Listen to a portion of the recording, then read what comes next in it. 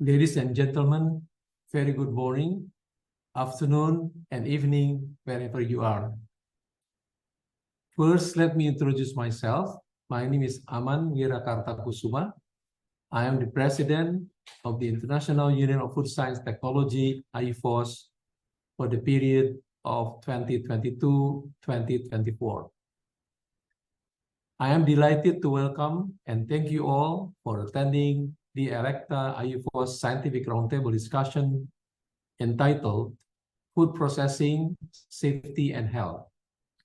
I am happy to witness the high attendance of this discussion that reflect the high interest and enthusiasm of many of us on this issue. For many years since the caveman to the modern age, the significance of food processing science as a guiding light in the realm of sustenance.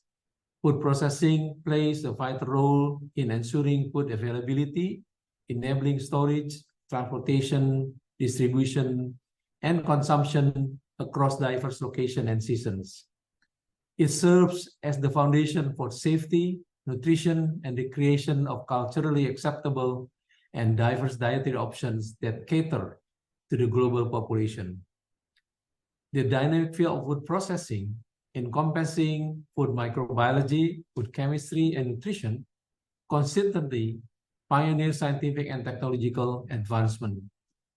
This innovation results in a plethora of novel materials, ingredients, and wide arrays of food products, transforming our culinary experience that meet the local tradition and diverse consumer preferences at different geographical location.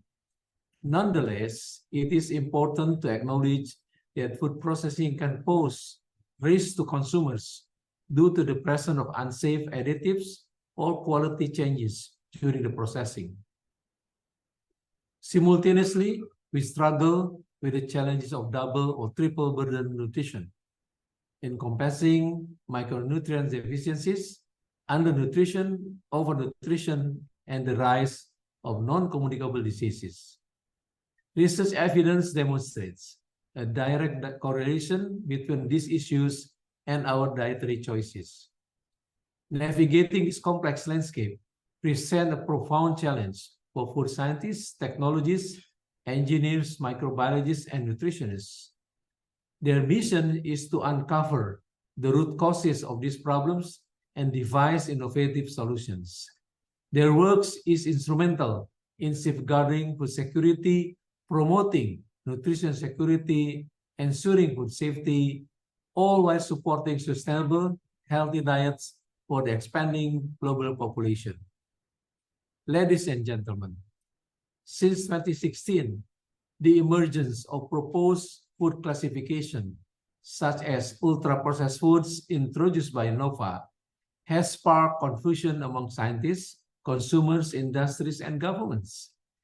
In this classification, the application of some process technology are questioned, such as gamma radiation, microwaves, and even simply cooking while eating raw foods is considered safer, healthier, and better. There is a pressing need for a clear scientific understanding that defines this classification, supported by factual evidence. These understandings will help us weigh the benefits of food processing in terms of quality, safety, nutrition for healthy diets, and at the end, affecting consumer health. IUFoST has established an independent task force on food processing, nutrition, diets, and health to analyze how processing and food materials or ingredients impact nutrition, diets, and human health. This approach will complement the current NOVA classification and utilizes a 2- or 3-dimensional analysis in describing the relationship between the effect of processing and ingredients on nutrition, diets, and health. The purpose of this scientific roundtable discussion is to foster communication among experts from various fields, including nutrition, health, engineering, technology, and microbiology, focusing on processed food. It is expected this roundtable will better inform consumers about the needs of processed food, their many advantages, the availability of innovation or new technologies for minimal processing, as well as to identify processes or formulation that might end up with being harmful. This event has been prepared by many key players and contributors. We would like to extend our gratitude to Dr. Magda Yvonne Pinson, the ALACCTA president, for taking the lead in hosting this scientific roundtable discussion by closely working with IUFoST. We also want to express our appreciation to the moderators, Dr. Alejandra Medrano and Dr. Gustavo Barbosa, as well as all the speakers for sharing their expertise in this discussion. A special thank goes to Dr. Eric Van Winham, the co-chair of the IUFoST task force, and all the team members for presenting their works for discussion. IUFoST invites and welcomes scientists in relevant fields and all the participants who are attending this roundtable discussion to collaborate closely with us in constructing and formulating the solution in classifying food processing and its effect on nutrition, diet, and health. Finally, thank you, Judith, the Secretary General of IUFoST, and Miguel Braga for your invaluable support in ensuring the smooth operation of this webinar. May I wish you all for a successful and fruitful deliberation. Thank you. Thank you, Dr. Aman. We will make a change in the program. The next speaker is the Dr. Tomás López. He is a pharmaceutical chemist, graduate from the University of the Republic, Uruguay, master and doctor from the Autónoma Universidad of Barcelona, España. He is senior professor at the Technological University, UTEC, coordinator of the bachelor degree in dairy science and technology, and head of UTEC Dairy Technology Unit in Uruguay. Dr. Tomás López can start. Good morning, good afternoon, everybody. Many thanks for the introduction, and thank you to IUFoST and ALACCTA for inviting me. In this brief presentation, I'm going to show you some examples of innovative processing for dairy products, which I believe will prompt some discussion later. Okay, so up to date, thermal treatments are still preferred by the dairy industry because they ensure food safety, they preserve most of the micronutrients, and they allow the distribution and the access of these dairy products worldwide. But we have all observed during these years the drive for preserve and maximize micronutrients and to diminish the toxic due to processing in several food and dairy products. Also the demands of consumers for natural taste and natural flavor products, and also if they have additionally functional benefits. So there has been an intense research in innovative processing.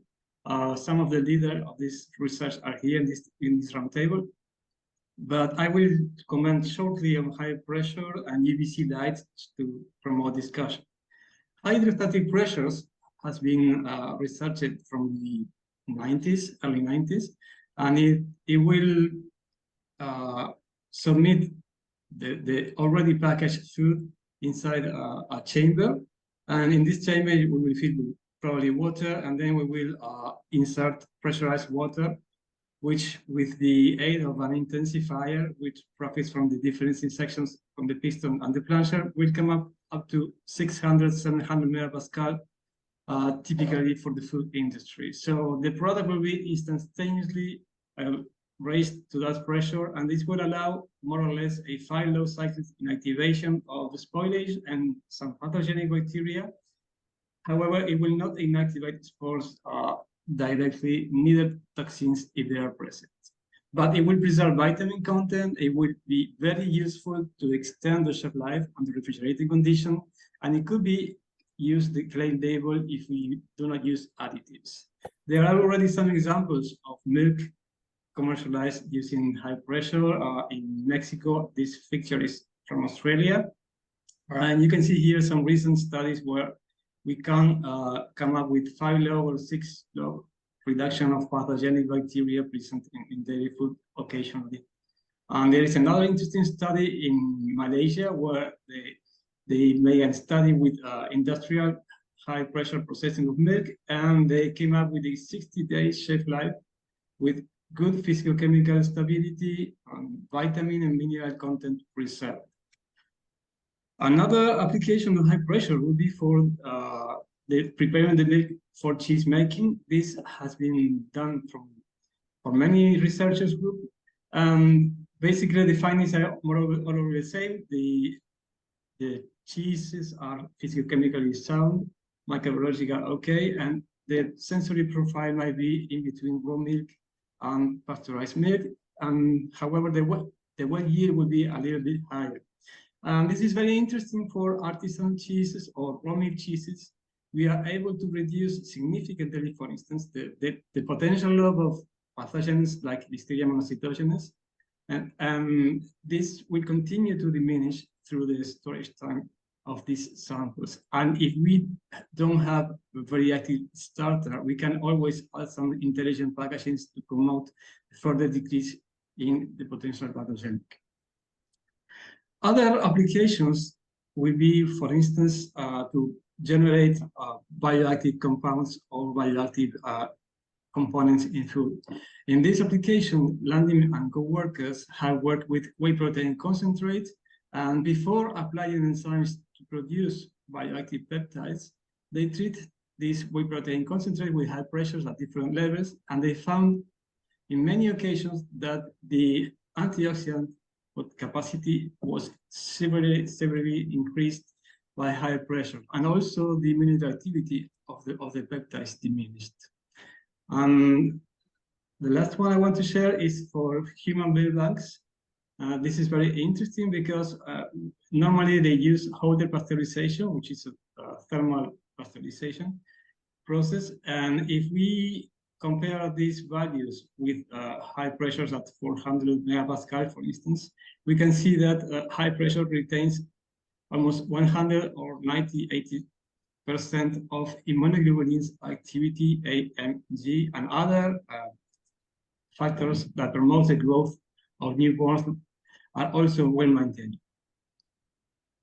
So the second technology I would like to speak of is high pressure homogenization. This is a technology a little bit more modern. It relies on the traditional homogenization, but in the homogenizers, we will switch the valve for the high pressure valve. This high pressure valve will be able to make the fluid food that we were pumping in to reach pressure of 400 megapascal by restricting the flow by a narrow gap. By doing so, the particles or the droplets in this fluid will diminish their particle size, and they will be exposed to shear, cavitation, and turbulence, which will increase the size, and we'll also be able to decrease the number of vegetative cells and increase the efficiency in homogenization. So this will allow to 3 to 5 log cycle inactivation in spoilage and pathogenic microorganisms, and also will allow us to recover some cytoplasmic contents, because the high pressure homogenization will break the membrane, or if this cellular vegetable cells, it will break the cell walls. So they will come up with nice reductions in terms of pathogenic bacteria potentially present in milk. And this study by Pereda and co-workers has stated clearly that we can expect the very same shelf life of pasteurized milk, of high pasteurized milk, with UHPH milk processes at 200 megapascals or 300 megapascal when in the temperature were 30 or 40 degrees.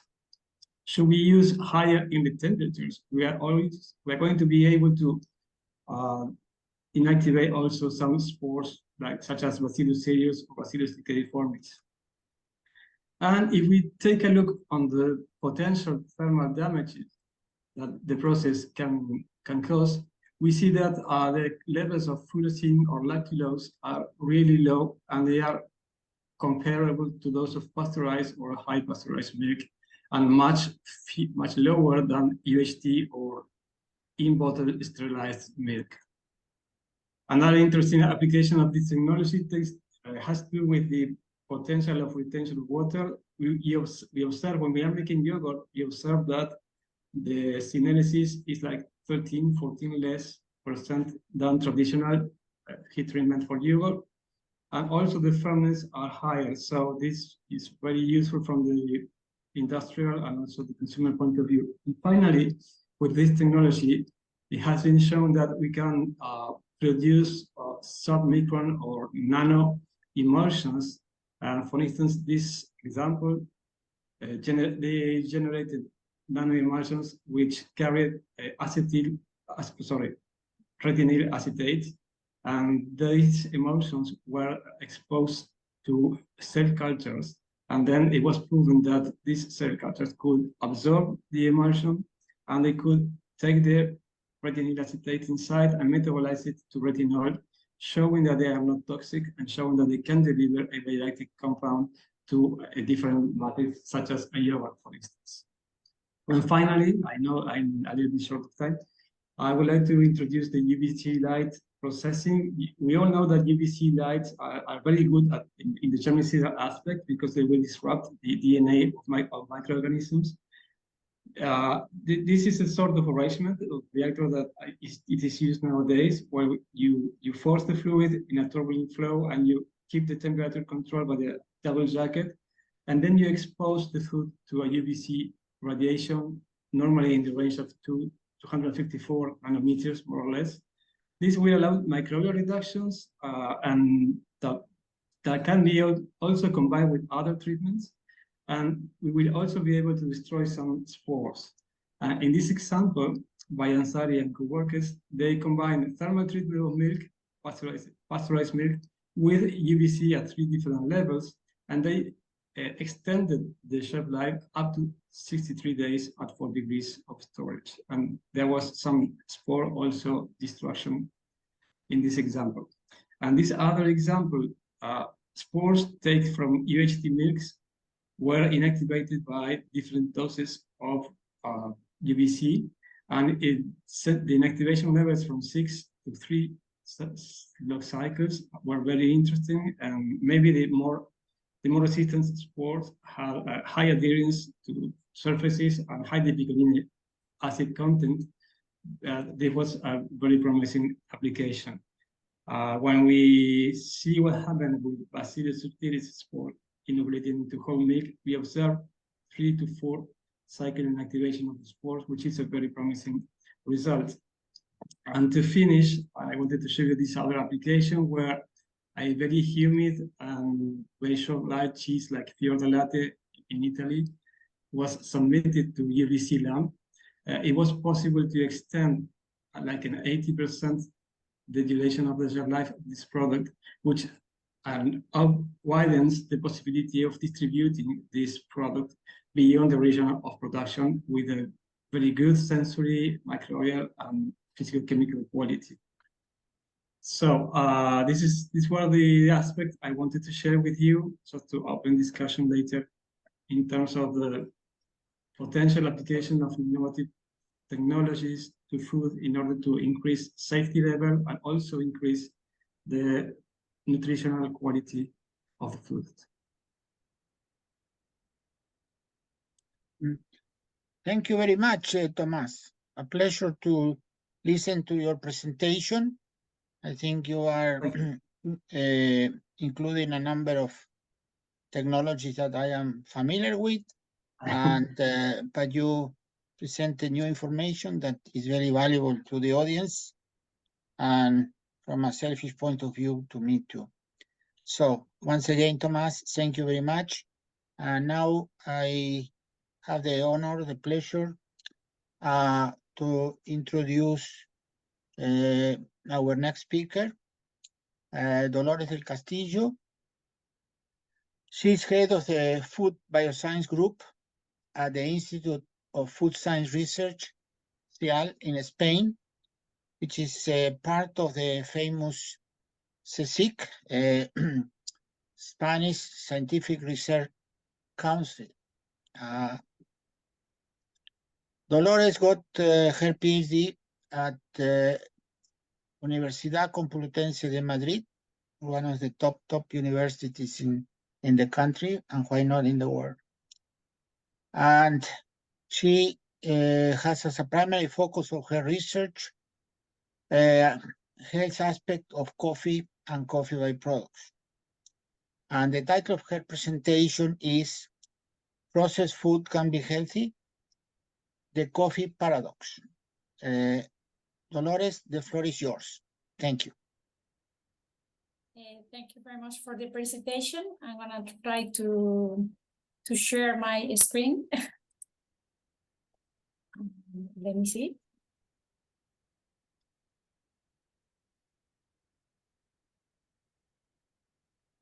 Can you see the screen? Yes. Okay. You have to put it in. Okay, now yes. Now it's okay? Yes, yes.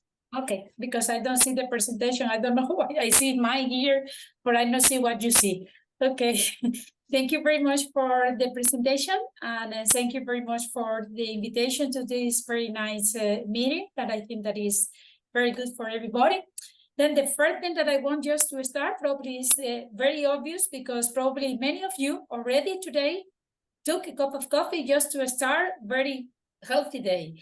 And then, but most of the people, when they speak about coffee, they are referring to the roasted seeds coming from the fruit. This is very funny because many of the coffee drinkers, they don't know that really this is come from a fruit that is this cherry that you can observe in this slide on the left. And what you are going to roast just to be converted into a coffee is what you have in the right, that is the green beans. And then you have this that we are going to speak a little bit about that is very popular worldwide, that is the coffee. And then the other question that you can just do yourself, if you can consider really this beverage as a food, or it is really a beverage. Well, because the density in nutrients and biotic compound they can be classified as a food, and is also a curiosity for many of you, but it's not the only way just to have the coffee in a beverage. But we are going to speak today about the beverage because it's what we take every day. But it seems that it's very simple because it's very common for us and very familiar for us, the cup of coffee. But really, there are a lot of steps of processing behind this cup of coffee that you drink and enjoy in company of your friends and family. Just the first is what I referred before, that is the conversion of the cherry, or just to obtain the green bean from the cherry. And secondly, you have just to do roasted bean. And after that, you have just to grind the product just to obtain the powder that you use for the preparation of the beverage by different brewing process. Just to give you an idea of how complex is the process, we are going to stop at least in the first step of the process, that is the obtention of the green beans. In this case, just to obtain the green beans, as you can observe here, what I'm showing to you are the two most popular coffee procedures that they are using worldwide for the obtention of the green bean. They can be classified in wet or dry, depending on how they are done. As you can be, the complexity of the process is quite different depending on what you use. Depending the election of what to do, if it is a wet or a dry process, depend on many factors, including the economical situation, the quality of the cup that you want, or the botanical species of the coffee that you are using for the preparation of the brew. But as you can see, just to obtain the green beans take a long way. The other step, that is the roasting, just not to go into the details, it is a heating process. This is a quite intense heating process. And in this process, what you do is just to do like a curve of roasting that included the increase of the temperature from hundreds of degrees to 200 of degrees, more or less. And this process takes about few minutes till 20 minutes.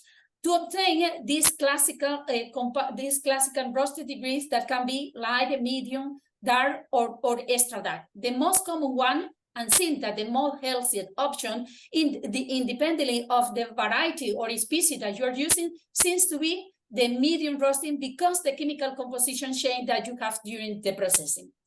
But we don't stop here. As I mentioned before, we need just to grind. But just to grind, you have to think also what is the brewing procedure that you are going to use after that, because the grinding depend, the degree of grinding depend on the brewing process that you are going to use. The shape and the size is who determine what it is the application that you can do just to obtain the brew. I have to say that more or less in all the cases, in most of the common cases, what you obtain is a cup of coffee containing 2% of the coffee and more than the 95% of water. But even in there, you have a bunch of nutrients and bioactive compounds, as I mentioned before. In this paper in 2020, we made an updated literature review about the bioactive components and how the coffee brew and depending on the processing can influence in your health. But in this case, we realized that even when we believe that everything about composition and processing and health effect of coffee is figured out already or is very well known, no, we have a very lack of knowledge on the composition and health effect of the coffee, especially in how each of these compounds that you have there contribute to the health effect and what are the mechanisms of action that they are doing in combination or singly. In this table that is presented or is included in this paper, what you can see is how the processing can dramatically influence in the composition of the green coffee beans and how the different process step, roasting or brewing, can have a very high implication. Let's focus attention, for instance, in coffee, in caffeine and chlorogenic acid. These two bioactive compounds that they are present in all the coffee brew in different concentration and in combination with the other bioactive compound in different concentration, they are treated by the FDA or other organizations as drugs. They mean that they have pharmacological effect. If you focus the attention, for instance, in the caffeine, you can realize that in this case, even when the roasting is a very intense thermal treatment, the caffeine remain in more or less in the same concentration that was in the green bean. However, for this compound, the brewing condition have a very dramatic implication in the result that you have in caffeine content in your cup, as you can observe it. The chlorogenic acid, however, is sensitive to all the steps of the process, and you start with a concentration and you finish with other that in some cases can be less physiological active. During this process, during the roasting, also you can form compounds with health promoting properties, such as the very well-known melanoidin, but also with not very healthy properties, such as the acrylamide.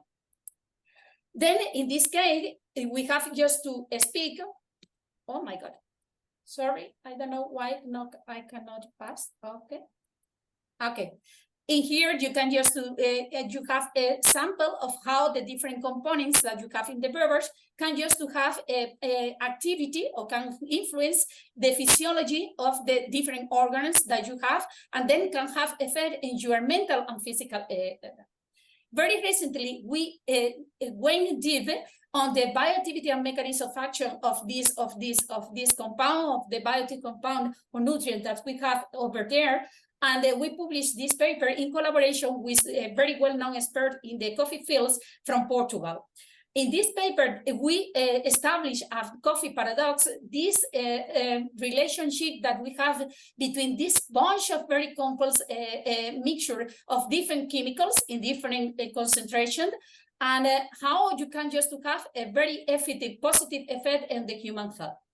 But again, the first time that a paradox for the coffee was established was the camphor coffee paradox by Professor Coughlin. And he based this hypothesis, as you are going to see, that as I mentioned before, I focused the attention initially on the bioactive compound with positive effect, but during the roasting and during the processing, you can have, due to this very, very well-known chemical reaction, the Maillard reaction, the formation of acrylamide and other compounds that can be considered like toxic contaminants of the processing that can have negative effect.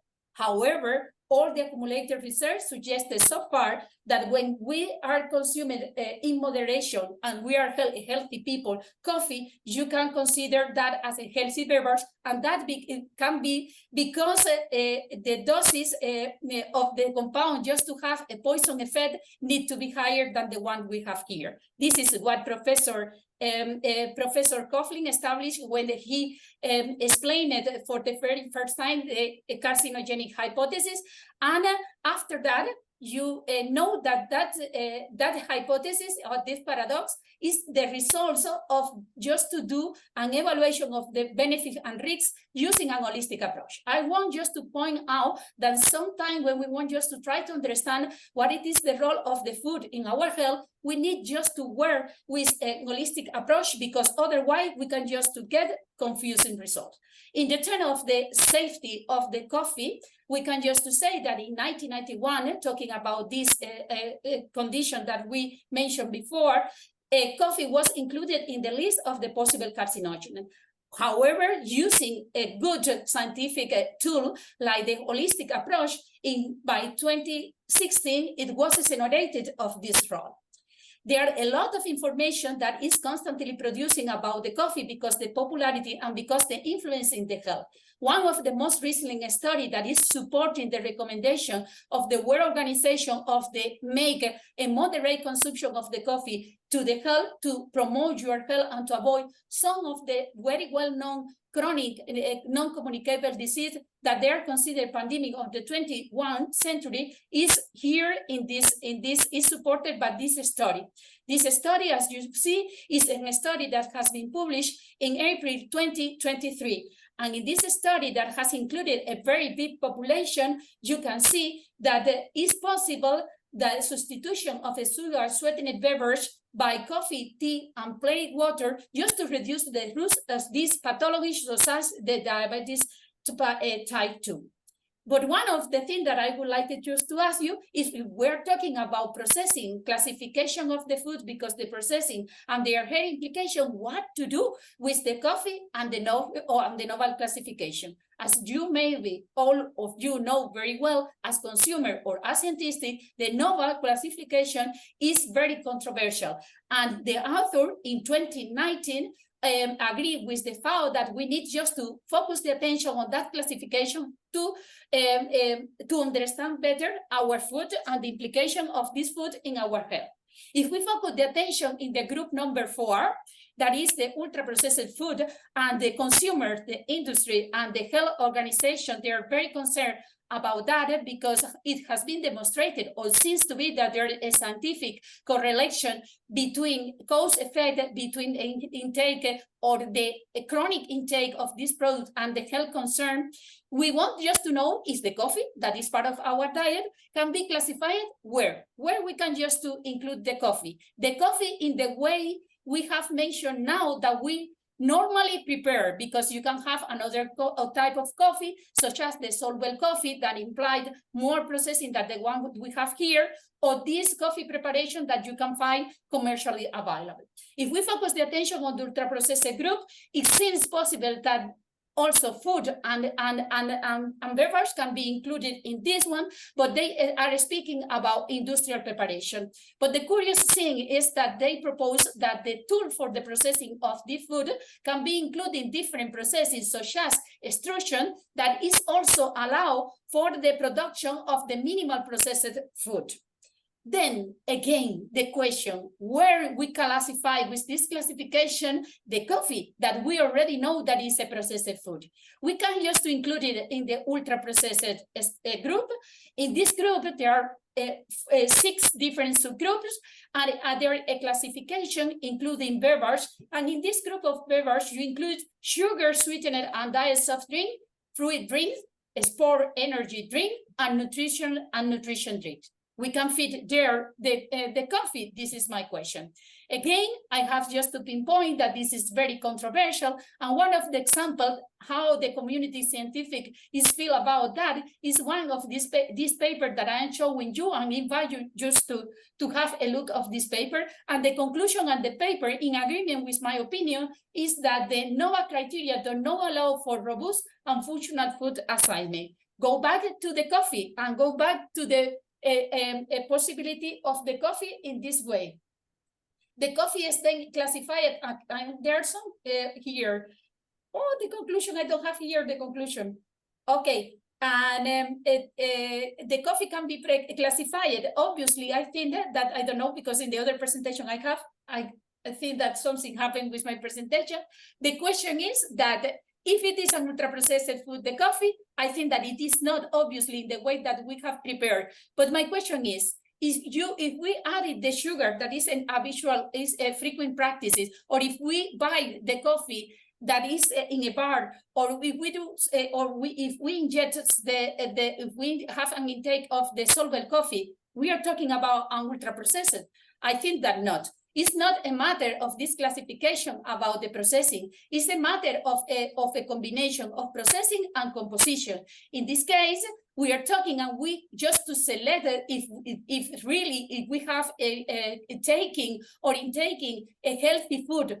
If we have just to look to the label, if you have just to have a look how much concentration of salt, sugar, or fatty or saturated fat you have in your food, independent of the processing or the combination of the two of them. But in my opinion, it is a healthy and processed food, the coffee that you can just to have, just to enjoy and to have a healthy life. Thank you very much.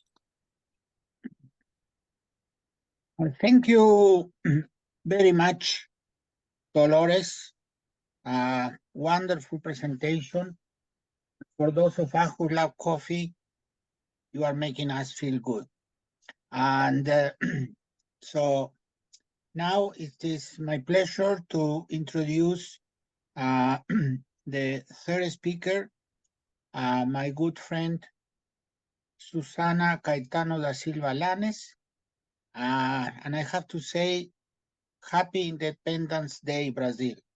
Today is September the 7th, known as Grito de Ipiranga. So, well, Susana, among many other things, she is very much involved with activities within IUFoST. She was the president, and now she's part of the board. But from the academic point of view, I have to mention that she's associate professor at the Pharmaceutical Sciences School at the University of Sao Paulo, Brazil. Probably you know, but this university is #1 among Latin American universities in many different ranks. Congratulations, Susana. Susana got the PhD in the same institution, but she has been doing graduate post-work studies in many different institutions around the world. She has been focusing on food science and technology topics, including physical property of foods, development of special food formulation, and the study of fat food, such as emulsions, chocolate products, mayonnaise, ice cream, etc. We are welcoming Susana to present Brazilian biodiversity as a source of health. Susana, the floor is yours. Thank you, Gustavo, my good friend, and for a brilliant presentation. I am sharing my presentation, but is appearing the presentation of Dolores. Dolores, please would you stop screen sharing? Thank you. Thank you. Excellent. Okay. Okay, thank you so much.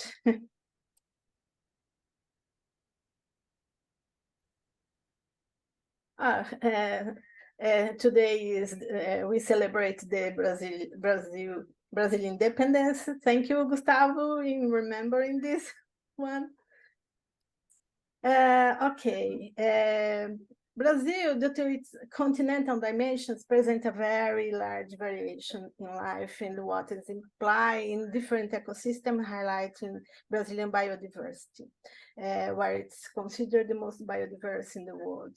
Estimates by FAO point out that Brazil has 20% of the planet's biodiversity and 30% of its tropical forest. As background, according to estimates of the Food and Agriculture Organization, FAO, about 50,000 species of edible plants are available worldwide. However, 90% of the energy demands of humans are supplied by only 15 species, especially rice, corn, and wheat. Brazil is home of 20% of all plant biodiversity of the planet, and the surface covered by water in Brazil is in 2020 was 16.6 million hectares.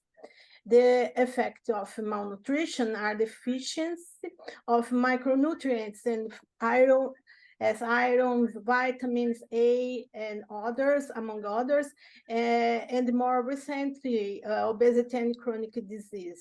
More than 2 billion people worldwide are deficient in vitamins and minerals. Data from the Brazilian National Survey on Democracy and Health of Children and Women pointed out 17.4% of children under 5 years old have vitamin A deficiency. And overweight and obesity affect more than 22% of the adult population in Brazilian in 2022. So about our biodiversity, we have a lot of fruits, and here I show you some varieties as pitanga, cagaita, araçá, genipapo, cambuci, pequi, mangaba, jatobá, jabuticaba. I need to say in Portuguese because I didn't find a translation of this name. Another kinds of fruits and oil seeds, cupuaçu, patauá, murici, castanhola, Brazil nut, this I can translate, pequi, sapucaia, palma, babaçu, licori, macaúba, tucumã, murumuru, and coconut. And all this species has a lot of concentration of nutrients and bioactive compounds. Then we can see the map of Brazil, and then we have a distribution of the many kinds of fruits. And 7 native Brazilian fruits belong to the Aracecaia family across 6 biomes: Amazon, Cerrado, Atlantic, Rainforest. So here is Amazon, here is Cerrado, Caatinga, Pantanal is here, and Pampa is here. And then we have Atlantic rainforest in blue one. Here is a special fruit, cupuaçu, that we have been studying along of the time. Cupuaçu has the distribution along the north part of the country, and the cupuaçu can be used as a substitute of cocoa, and in cosmetic and pharmaceutical industry also. Here's my first example. The products prepared from cupuaçu. We have the three types of chocolate: milk, dark, and milk chocolate and white chocolate. And then we have a chocolate drink powder with calcium, without sugar, and the normal formulation. Another kind to obtain bioactive compounds from the biodiversity of Brazil is from biofortification. It's a specific nutritional intervention aimed at increasing the micronutrients content of foods through the use of agronomic and plant breeding practices. Unlike food fortification, which occur during processing, biofortification occurs increasing the micronutrients in the plant. It benefits both farming families who produce for their own consumption, as well as urban and rural families who buy foods. And this study is led by Embrapa, Brazil. Here's a process we use in our to obtain nutritional oils. It's a supercritical CO2 process and is a sustainable and green chemistry system. It's a very good option to obtain nutritional oils without to lose the nutrients. It's an example from Brazil oil we have obtained, and we have here a comparison from press process, solid liquid process by ether and by hexane, and then supercritical CO2. We can see that the nutritional fatty acids didn't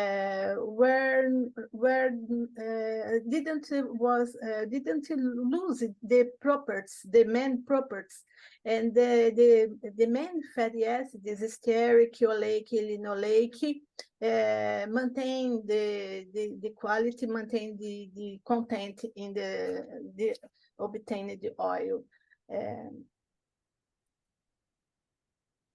Another example is from Murici pulp oil, but here we have an article that we obtained from seed and from pulp also.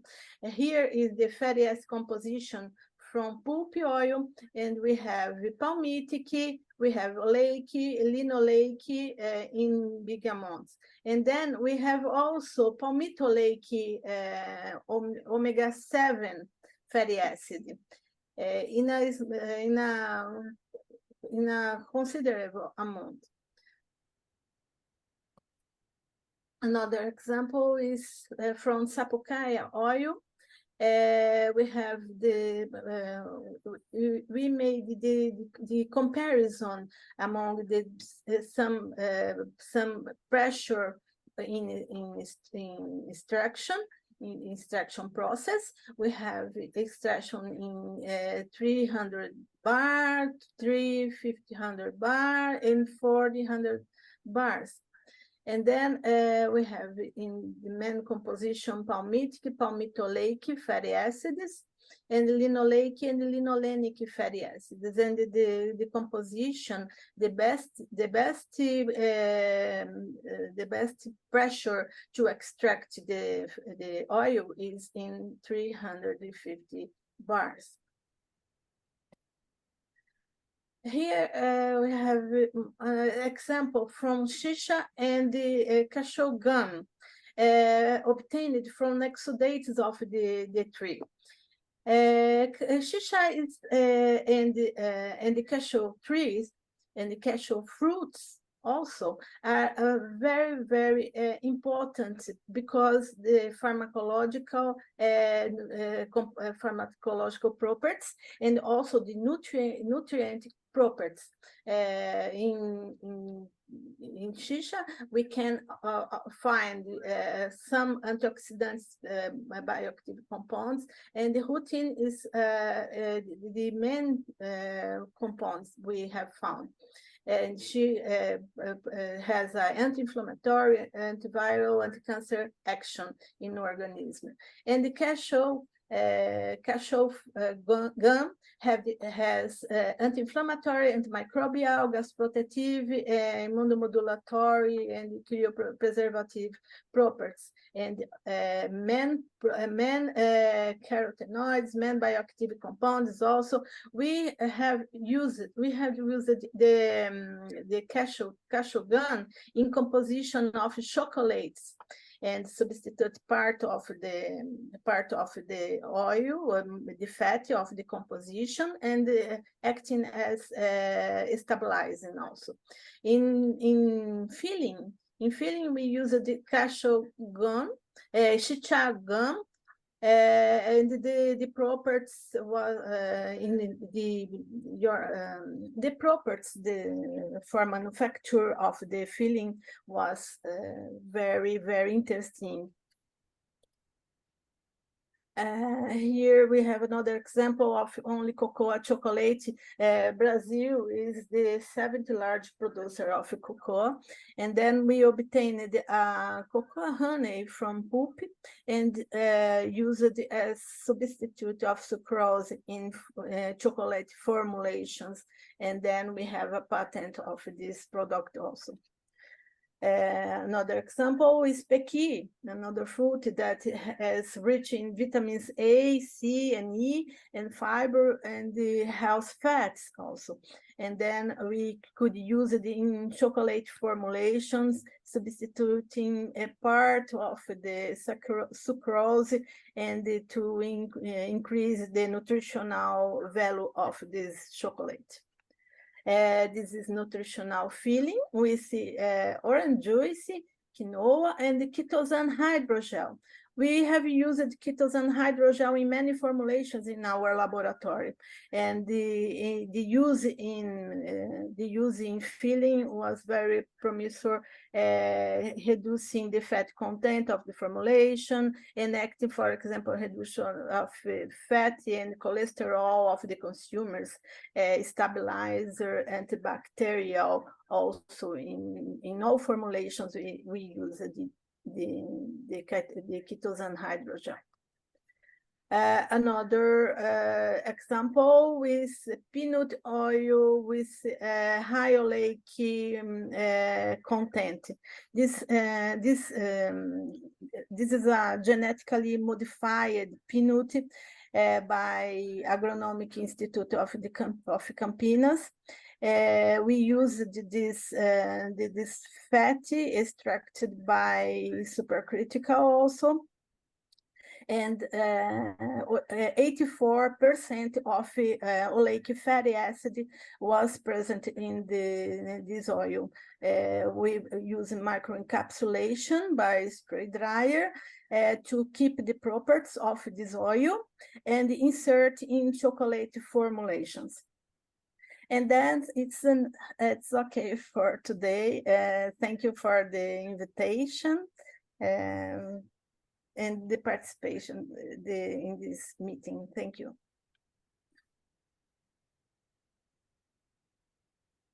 Thank you, Dr. Susana Caetano da Silva, for the excellent presentation. The effects of processing and their relation with health and nutrition in traditional Brazilian products are very interesting. Thank you. The next speaker is the Dr. Mariana Kapp. Mariana Kapp is a veterinarian. She holds a master's degree from the University of San Martin in molecular microbiology and also a doctorate from the University of Buenos Aires. Currently, she holds a research position at the Food Technology Institute of the National Institute of Agricultural Technology in Buenos Aires, Argentina. Welcome, Mariana. Thank you very much for the invitation and introduction. The title of my presentation is Evaluation of Non-Thermal Food Processing Technologies to Inactivate Shiga Toxin-Producing Escherichia coli in Meat Products. Shiga toxin-producing Escherichia coli, or better known as STEC, is a foodborne pathogen that can cause bloody diarrhea and hemolytic uremic syndrome. The main factors are encoded, the main virulence factors, are encoded by STX and ENE genes. The consumption of undercooked meat products is one of the most common transmission pathways.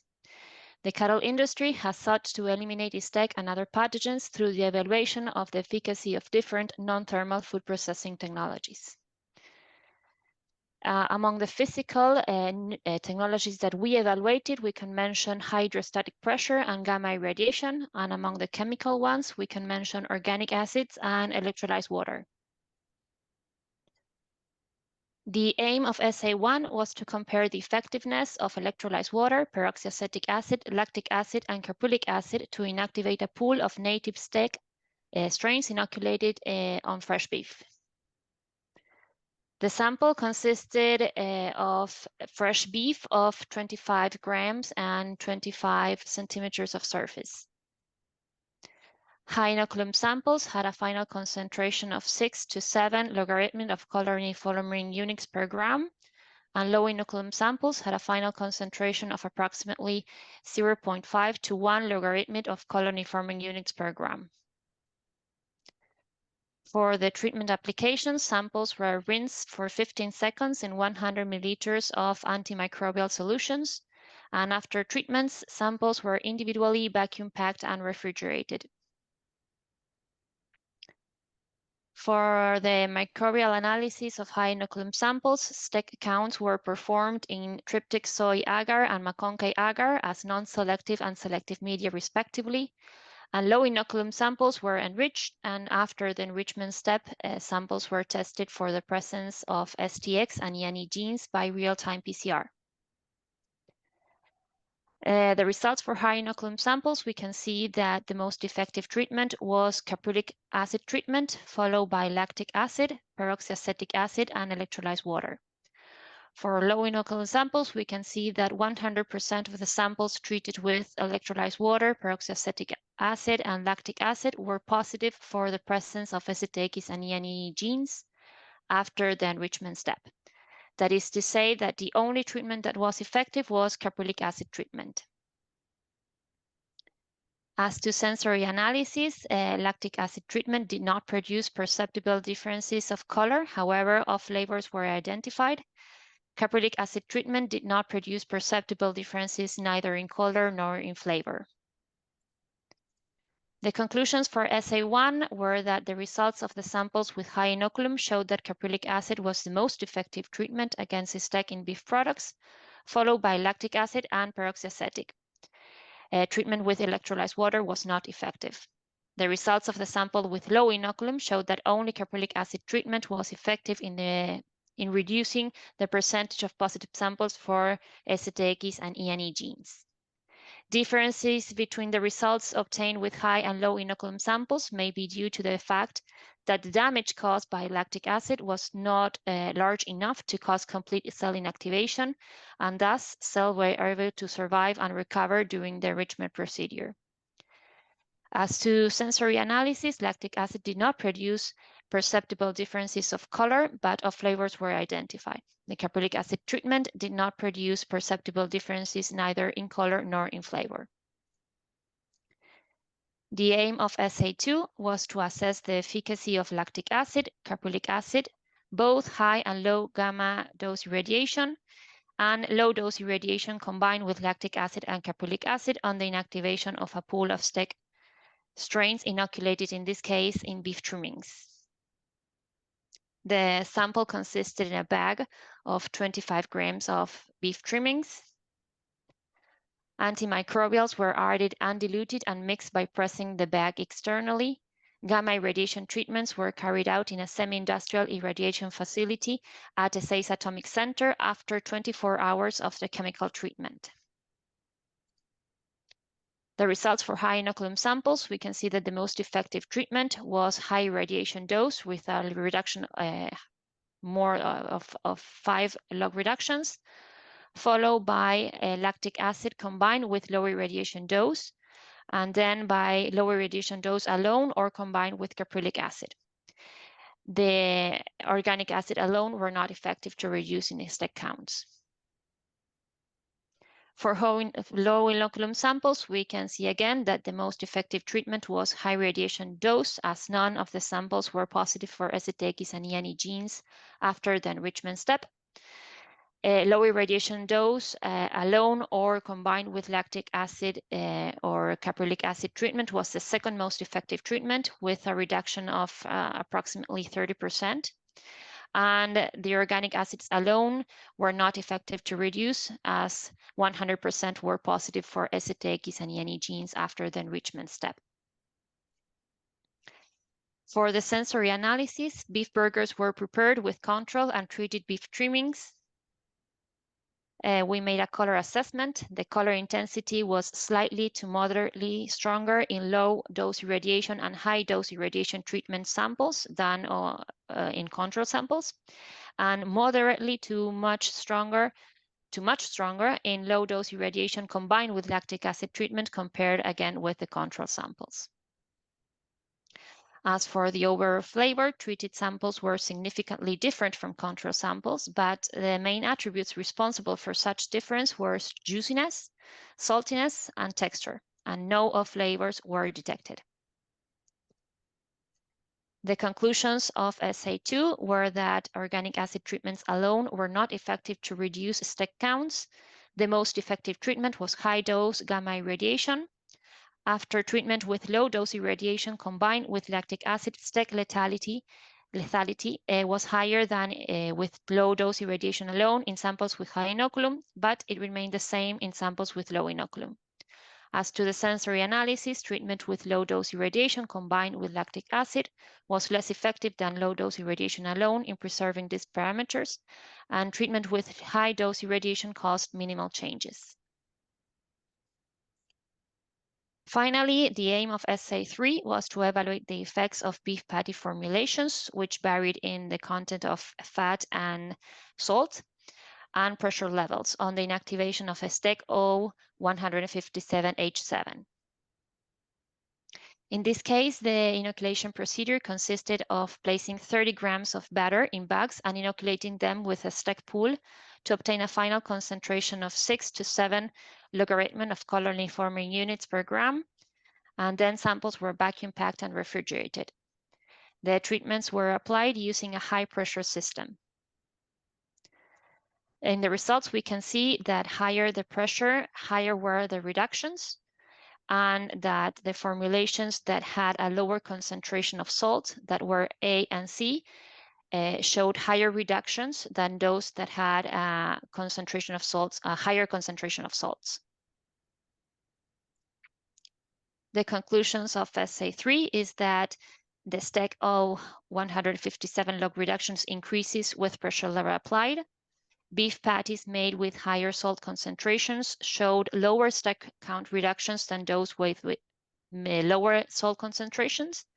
And the better protective effect of salt may be related to the accumulation of compatible salts, a well-known bacterial response to osmosis stress. The fat content of beef patties did not influence STEC inactivation. In order to sum up a little bit the essays, we can say that electrolyzed water has the advantages of being low cost and easy to use, but the disadvantages in this case, it was not effective to inactivate the STEC, at least on the meat products that we evaluated. Organic acid is considered a low cost and easy to use, but has the disadvantages that was less effective to inactivate the STEC than physical technologies, and that may induce sensory changes, especially talking about lactic acid. Gamma irradiation was effective to inactivate the STEC and cause minimal changes on sensory attributes. The disadvantages is that high investment costs, logistical complexity, and lower consumer acceptance. High hydrostatic pressure was also effective to inactivate the STEC and cause minimal changes on sensory attributes. And the disadvantage is that it has a high investment cost. If you're interested in further details, all the results of the essay are available in the following articles. And thank you very much for your attention. Thank you, Mariana. Wonderful. Again, talking about emerging technology is something that is my passion. And I really appreciate this summary where you are indicating pros and cons. I think very valuable and not well disseminated yet. So wonderful contribution. Thank you very much again. Thank you very much. Yes. Now I have the privilege to introduce Priscilla Efrain. She's from the Faculty of Food Engineering at Unicampi. Unicampi is a university in Sao Paulo, like USP, and sorry, but this is the second best university in Latin America. So the Brazilians should feel very proud to have in the top 2 universities in their country. One common thing also is in the same state of Sao Paulo. While Priscilla did her PhD at the Faculty of Engineering at Unicampi, and she is involved in many different activities. Concerning to her presentation today, we can say that she is working in the food processing technologies and evaluating quality of some selected food products, such as veggies, cocoa, and coffee. I want to mention that in Latin America, we say cocoa, but in English, we say cocoa. And I think we made a distinction to distinguish between the grain and the fruit, you know, the big fruit. So today, Priscilla will present cocoa chocolate chain in Brazil. Cocoa chocolate chain in Brazil, new perspectives. The floor is yours, Priscilla. Thank you very much, Professor Gustavo, for the introduction. I will share my slides with you. Just a moment, please. Okay. So it's a pleasure. Just a moment. I need to change the slides here. Okay. It's a pleasure to be here at this scientific You have to put round. it in presentation mode. Just At the bottom, you have a sort of cap.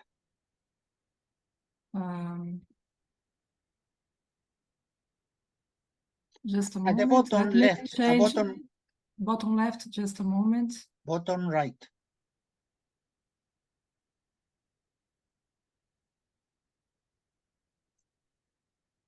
Yeah. Is it working? Yeah, at the bottom right, you have a something that looks like a cup, a glass, and then you press there and it will show up. Yes, it's okay, okay now? Now, yes. Okay. So it's a pleasure to be here today for this presentation and to participate in this event organized at ALACCTA and ALACCTA. I would like to start thanks to Susan Alanis for the invitation and for the organizing committee. I would like, for this presentation, I will not, as part of this food processing safety and health session, I don't bring today results of research carried out by our group, but I would like to show you an overview, a general overview about cocoa and chocolate chain in Brazil and some new perspectives here. So to start with this presentation and this theme, I would like to show you in this picture the world main cocoa producers. So we can see in pink the main cocoa producers in the world, and in brown the main chocolate or cocoa import countries in the world. So although the origin of cocoa fruit is America, the American continent, Africa is now the main cocoa producer in the world. And as we can see here, Brazil is now in the 7th position in the cocoa production.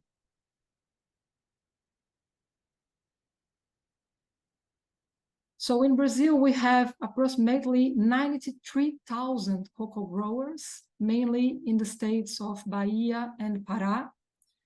we have around 201,000 tons of chocolate produced in 2022. And comparing with 2021, we had a 6% growth for chocolate production in Brazil. Brazil is the world's 50th largest chocolate producing country, and this is interesting because we are therefore a major cocoa producer and also a major chocolate consumer, different from other major cocoa producers and major chocolate producers and consumers in the world. These are the main producing regions in Brazil. So we have Pará state, South Bahia. So these two are the main cocoa producers in Brazil. And we also have production in the north coast of Espírito Santo and in Roraima state. So we have geographical differences here. And these differences also brings us differences for chocolate production. So it's very interesting, and we have been evaluating these different characteristics originated by the different location of cocoa producing in Brazil. This table shows cocoa production data by state and overall production in Brazil. Between 1985, comparing the production between 1985 and 1995, for example, we had a huge drop in our national production due to various. Among them, we can say that we have a sharp drop in international cocoa is a commodity product. It's negotiated by as a commodity. We had climatic factors, and we had the incidence of witch's broom disease. This is a fungal disease that caused great damage to national production. So we have been studying ways to living with the disease, but production losses are still very, very high.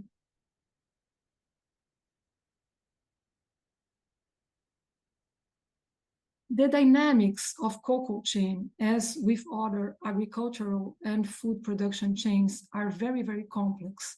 It involves cocoa producers, it involves local traders, importers, exporters, cocoa and chocolate processing industry, and of course, the main important here, the consumers. So this dynamic determines the organization of the market and the quality of products on offer. So the innovations that may arise are the result of this organization that we have here in Brazil and other cocoa producing countries. In recent years, we have seen a rapprochement between cocoa producers and consumers. And this is a very interesting movement that can change the dynamic of the cocoa chain in Brazil. And we have also seen changes in the chocolate market in Brazil.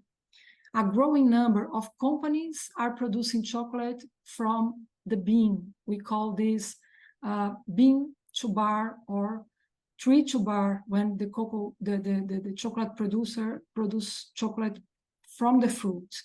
So this is an interesting movement, and this shortens the chain and diversifies the products that reach consumers. This gives cocoa producer a great role. So it's interesting to point out this. Brazil has also recently been included in the list of fine flavor cocoa producers, a select list of countries classified by the International Cocoa Organization. So this brings visibility to the country and motivates cocoa producers to improve quality in general. These are some, sorry for some pictures here, the resolution is not so good, but these are some of the many small produced chocolate brands we have in Brazil now. They are emerging, and they have brought diversification and moved the consumer market, which has become more interested in discovering new flavors, new experiences through the consumption of chocolate.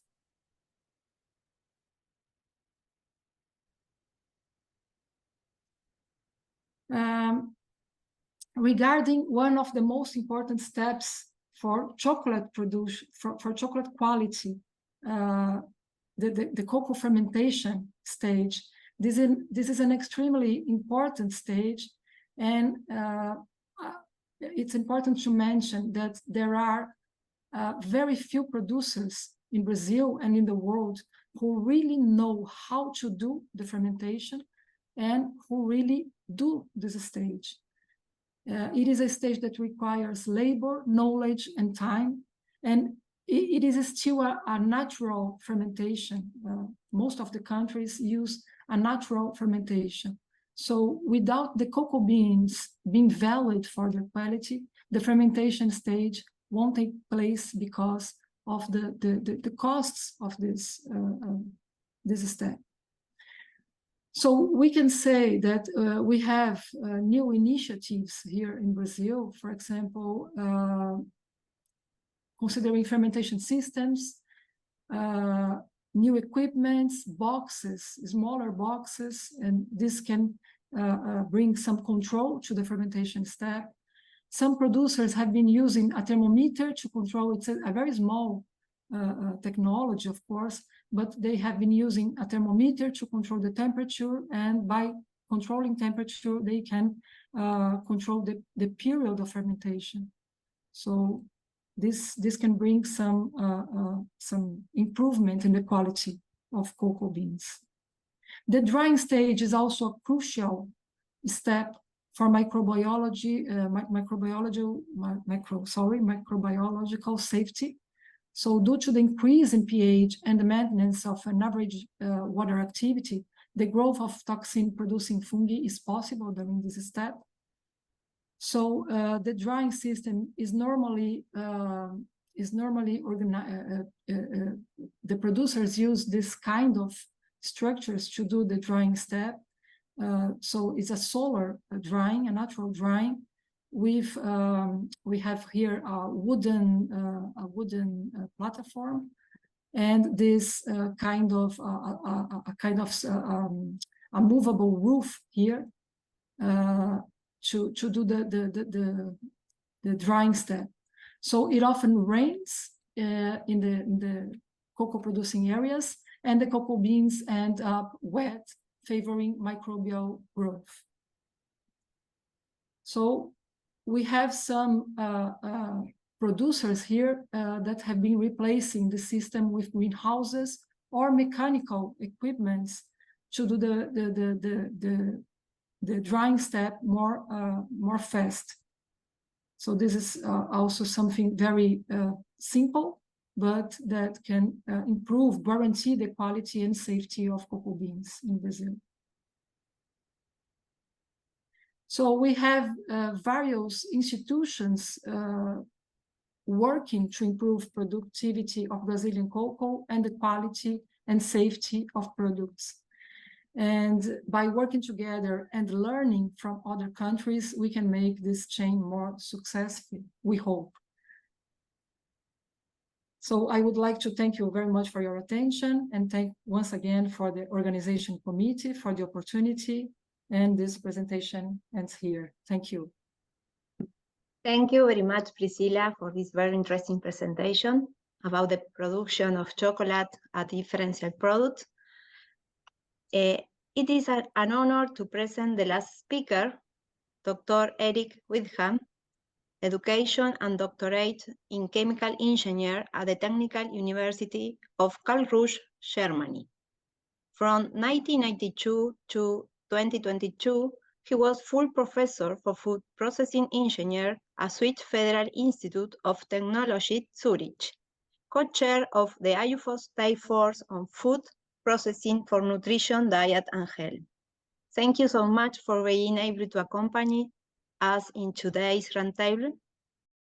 Thanks very much for this introduction, and thanks very much to the organizers to invite me. I hope you can hear me well and you can see me now, and the screen is also well visible to you. Okay, so I feel honored by allowing today, or be allowed today, so to give you a first intermediate report of IUFoST Task Force on Food Processing. And I would like to introduce you to this task force, or who are members of this task force in my. So we constituted on September 30 last year. 6 meetings until August 30 were done, and you can see the members. Beside myself, there is Uri Roos, Barbara Burlingame from New Zealand, Dr. Hongda Chen from USA, Professor J.R. Henry from Singapore, Dr. Lynette Neufeld from Italy, Professor Barbara Schneemann from the US, and standing members is Sam Segui from Israel and Judith Mitch from IUFoST, whom you know. And we defined our task as assessment of the role of processing in classification systems, food classification systems. And the strategy we gave ourselves was to refine, to review, to refine, and to recommend. So what does that mean? First of all, the review. So we were reviewing existing food product classification systems, including processing aspects with special regard of the NOVA classification, who you may all know. You can see some of them named here. So NOVA is a bit in the center point. And all of these are addressing the aspect of processed food with, let's say, identifying that extent of change, nature of change, the place where you process and the purpose of processing plays a role. And they built the bridge to overeating, obesity, and health issues related to this. So we made an analysis of these different papers and descriptions. And what we identified as major issues is, number one, the mix of formulation and processing, which was mixing up the logic as well, and no quantitative characteristics of processing, but as well as formulation, which seemed to be a key point for some misinterpretations or not knowing how to use it. What we did consequently is we went into some analysis. The analysis started with asking, so when we go for, sorry, I want to, for the refinement, the adaptation of definitions for the key aspects of formulation and processing, as mentioned before, to sort them in a well-defined manner and interpret them in the right manner. So what we did is we identified formulation and processing as independent but interacting levers in the food product manufacture in order to optimize desirable target properties of relevance according to consumers' preference, acceptance, and needs. Such target properties are, and we focus certainly on the nutrition value, but as you know, when you do some food manufacture, there is other targets like safety, sensory characteristics, sustainability, convenience, affordability are named here, to which the formulation and processing can also contribute in a complementing or a counteracting manner. As a consequence, accordingly, formulation and processing have to be treated as separate criteria if introduced into food classification systems, and should consider quantitative parameters to express their specific degrees of execution. So we are asking, can we quantify a degree of formulation towards the better or towards the less good, and the same with the processing in a separate way, not being ambiguous and overlapping. So the definitions we decided anonymously in the task force for formulation was systematic selection of relative quantities of ingredients for a food product, and for processing, treatment of a food material to achieve a desired effect. When we do so when we do the differentiation and quantification of formulation and processing, so we have several options for the future refined classification, food classification, so with the target property being the nutrition value. But we subdivided into the different cases, which I'm showing you here, which is case 1, formulation and processing both are criteria for the within the classification, quantitative criteria. Case 2, only formulation. Case 3, only processing. And the case 4, maybe neither nor. So if you had ideas for other criteria. We started with the case 1, but first I would like to show here in this spider web that certainly we work on one of the parts of the spider web, means the nutrition value. We want to optimize nutrition value, or say what is the impact of formulation and processing on the nutrition value. But you all know, as I mentioned, so when you would like to, let's say, optimize safety or shelf life, prolong shelf life, you may to some extent also compromise on the nutrition value level side. So we have to see in food production that there is certainly an interplay of these attributes. But let's focus, and this is the task of the task force, to really focus on the nutrition value as the prominent characteristic to be addressed. So the question was, how do we define the nutrition value best? And we thought we go back to something which is already used successfully. And one of the used parameters, the NRF, is the nutrition-rich food index. 9.3, I will explain in a few seconds, stands for how many nutrients you recommend and how many nutrients you recommend to be limited. Now comes a new thing, a delta NRF 9.3. You see, for processing, as a processing parameter, we introduce a delta value, which I will also explain in the next slide. First of all, when we look at the NRF as a formulation-based quantitative parameter for the nutrition value, we had a big discussion to what extent do we have to differentiate between nutrient density and energy density. You all know that high nutrient density may be what we always ask for. Energy density should be low, at least for people who have the problem with obesity or some related diseases. But the NRF, we saw from the analysis that it really correlates with such a diagram where nutrition density and energy density are well represented by the NRF, because high nutrition density and low energy density is a high NRF and vice versa. So that means it seemed to be suitable to use the NRF as a first base to define a formulation-based quantitative parameter. On the processing side, we now introduce, you see, we introduced a so-called matrix, a two-dimensional matrix. You see the NRF 9.3 as a formulation degree parameter on the y-axis, and on the x-axis, we introduced this delta NRF 9.3, and we made a relative value out of this, as we saw this is suitable. What does that mean? So a processing parameter has to be related certainly to the nutrition value. And if the nutrition value is expressed with NRF, with a nutrition-rich food index, we have to relate the changes a process does to the nutrition value by a change of NRF. And this is the delta. Making it relative, I show you the definition here. The delta is the NRF 9.3 of all the ingredients before processing. So you have a formulation with a certain number of ingredients. You can calculate the NRF minus the NRF 9.3. 9.3 means 9 ingredients would be recommended, 3 would be limited, just as an example, as it's often appearing in literature. And we divide this delta value by, so minus the process, the NRF 9.3 of the processed product. So we get this difference, the delta, and we divide it by the value of the ingredients before processing. So we get a relative difference, what the process, the degree of processing makes to a nutrition value expressed by NRF 9.3. So this is what we call the delta R NRF 9.3 in the first place. What is the next step of our refinement? We look at this type of matrix, the 2D matrix. We have the degree of formulation on the y-axis, the degree of processing as just defined and explained on the x-axis. And that means, let's say the best corner would be certainly having the NRF in the group 1. So the NRF, you see, look at the arrow, is increasing downwards here in this diagram to make it more obvious. And the processing degree is a relative value between 0 and 1. So just divided in 4 classes, but we certainly could divide in several classes. So the best corner would be lower left. The worst corner is upper right.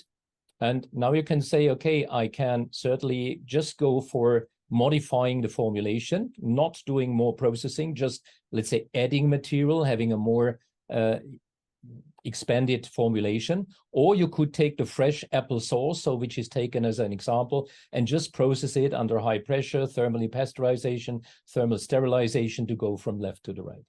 So, and if this can be combined with each other, so you find, let's say, different combinations which you could couple with each other, which are here simplified, because this is very important, that we can also simplify a more complex scheme with 2 quantitative parameters for the consumer, maybe for labeling according to a color code like we have it existing for the Nutri-Score, for example, often used in Europe. So we could diagonally, let's say, sort, let's say, these color codes. I will show you a quantitative way to do this in a more precise way. So in other words, we have a 2-dimensional scheme where the degree of formulation, the degree of processing can be quantified, which is not the case, neither nor in a NOVA scheme, for example, or other existing schemes. And we can re-simplify in order to bring it into a color code, into a simpler matrix. I also show you here in the refinement as an example for different product groups, we would end up occupying different space in such a diagram. So you can certainly imagine if I have smaller intervals for the classes on the formulation and on the processing, you can have this certainly more accurately resolved with higher refinement. But you can see like different product groups will occupy different areas in such a 2-dimensional matrix. So what we can do on top, and we thought, because this is when we speak about nutrition value and the impact of processing, it does not only relate to the NRF as it's defined so far. So the question was, can we widen the scope of our parameters, of our quantitative parameters, and couple them in a quantitative, well-defined manner? I do a first step. This is extending the scope of the parameters. Let's take the formulation parameter. This was NRF. It was NRF 9.3. I just call it more commonly NRF XY. And now you see this is the NR is the number of nutrients which are recommended, and the lim was the term for the nutrients to be limited. And now I can introduce some weighing factors. I give you an example. A weighing factor A2, so for the limiting nutrients, could be, for example, be related to a BMI. So that means the limiting characteristics of some of the ingredients should be more weighted for people with a higher BMI. I show the example here. So maybe at a BMI of 25, so such a value could be, the A2 value could be 1. And if the BMI gets higher than 25, so it's shooting up. So you get a higher reduction of your NRF by a higher value of the A2, and that means you go more into the negative scale or into a reduced NRF, which is certainly then less recommended. You could also relate these weighing factors like an A1, because this is the nutrients recommended, to an amount of, let's say, fortified foods.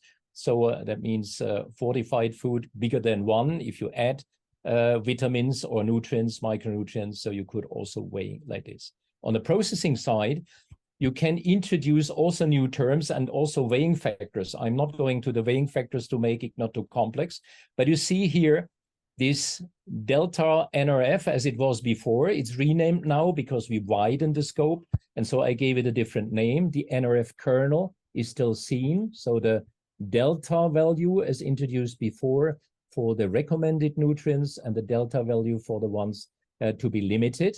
Plus, and now we can add terms like a delta for the reduction, for example, of anti-nutrients. So just as an example, that means the more anti-nutrients I can reduce by processing quantitatively accounts for a positive effect on this new value, which now we no longer call NRF, but PI, a processing index, a relative processing index. So again, it is related to the initial value of the ingredients. So that means we can widen this kind of definition of the nutrition value from an NRF definition to a modified NRF, which is NRF star. And we can modify from a delta NRF for the processing to a delta PI, processing index relative. And with this, we have 2 parameters which can cover a wider scope of nutrients and processing effects to be considered quantitatively. If you want to couple the 2, so the NRF star and the delta PIR, so you can calculate what we call the geometrical mean. So you see just the squares of the 2 and then taking the square root. And this would mean if we go to our diagram, our 2-dimensional one, having on the y-axis the NRF star, means the formulation-related nutrition value, and on the x-axis, the PI, the processing index, the quantitative processing index with included additional terms for other types of processing. So this average, this geometrical average, is exactly the length of the diagonal of the line connecting, let's say, the two coordinates for a point identified in this matrix. And this is what we call, because it's the combination of formulation and processing, an FPI index, a formulation and processing index. So with this, we do have, let's say, both considered quantitatively with a widened scope. This is certainly a suggestion. So we see our task of the task force to recommend to the communities how to move along. And we think that the format to embed this recommendation for transfer is like in a frame of a SWOT analysis, means strengths and weaknesses, as well as opportunities and threats. So the strengths and weaknesses is what we have identified already.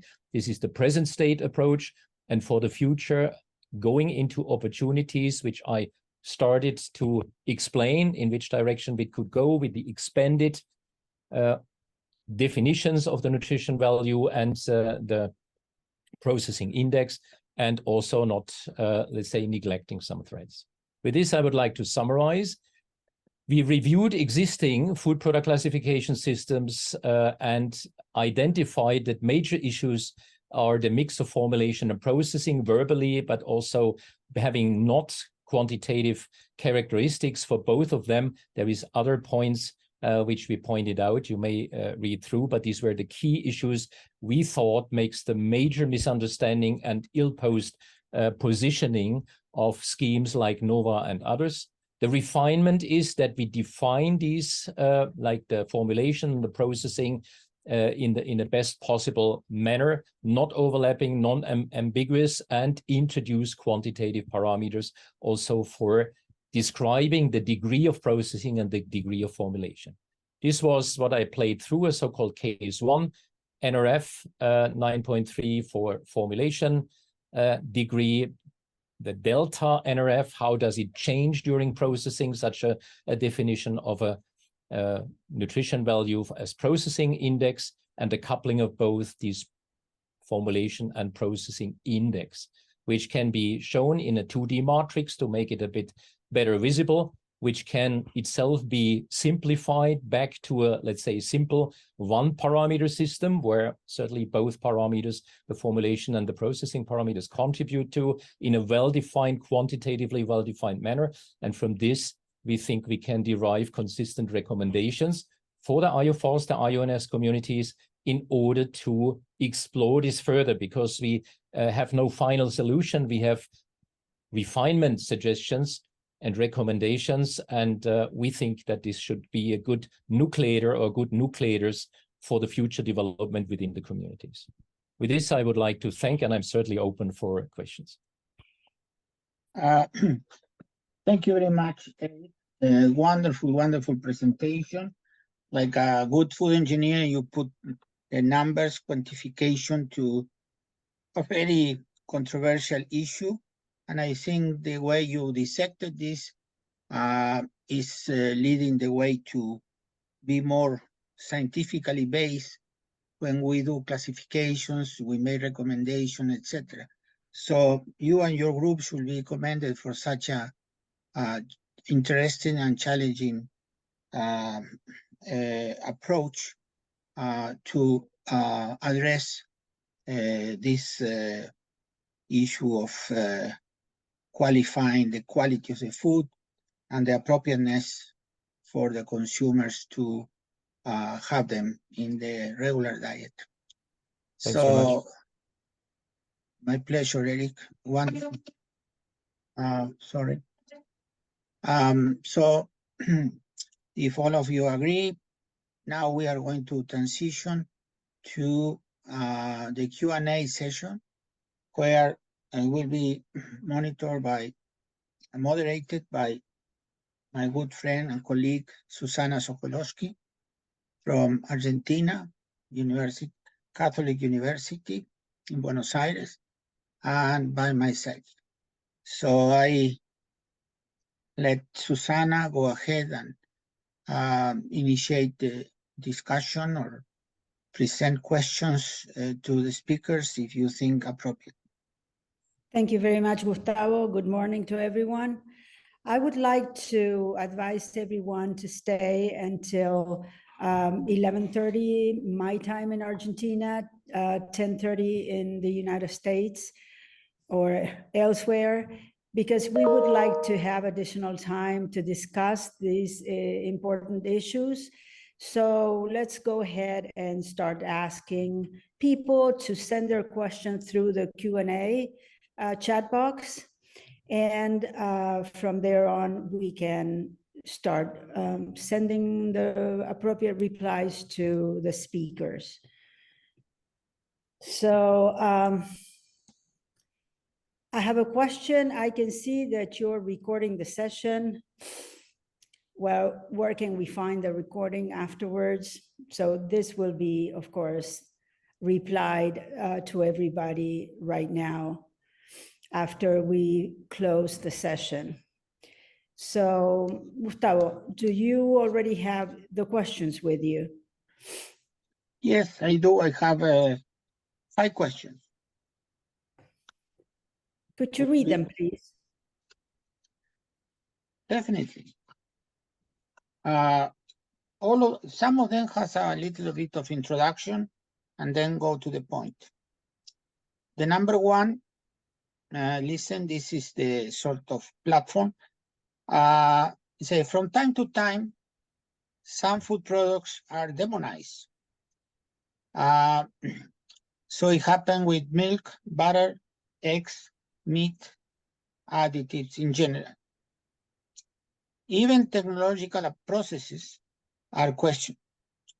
Gamma radiation, microwaves, and just simple cooking, which gave rise to the raw foodism, or even more dangerous, wild food.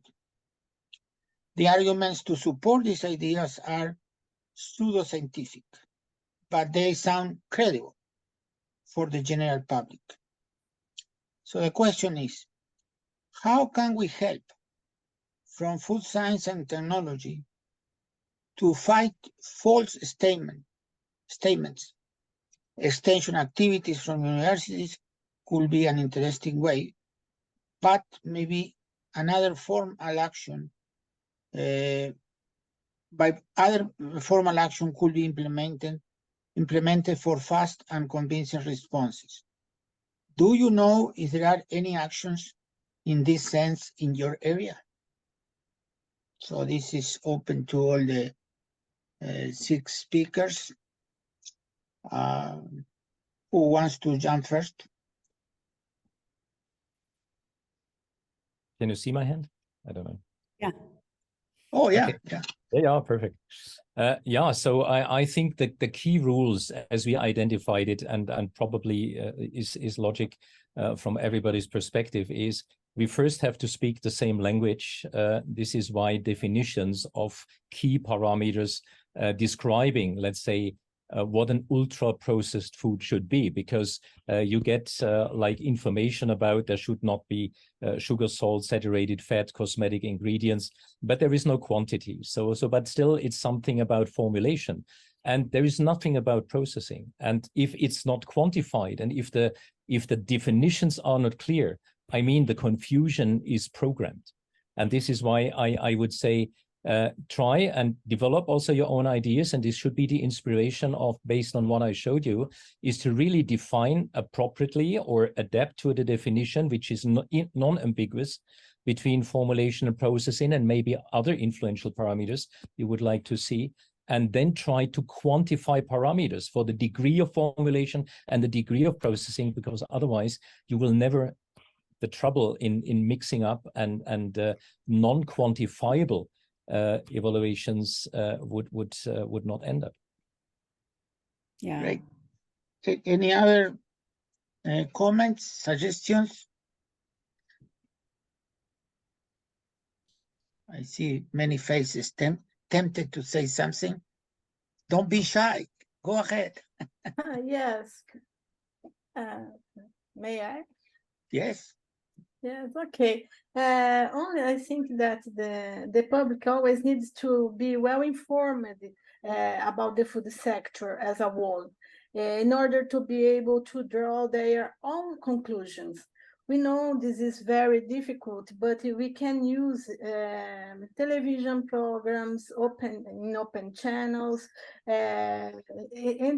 Nowadays, it's very useful in disseminating informations as well as culinary programs. I think that the population needs more information about the food process.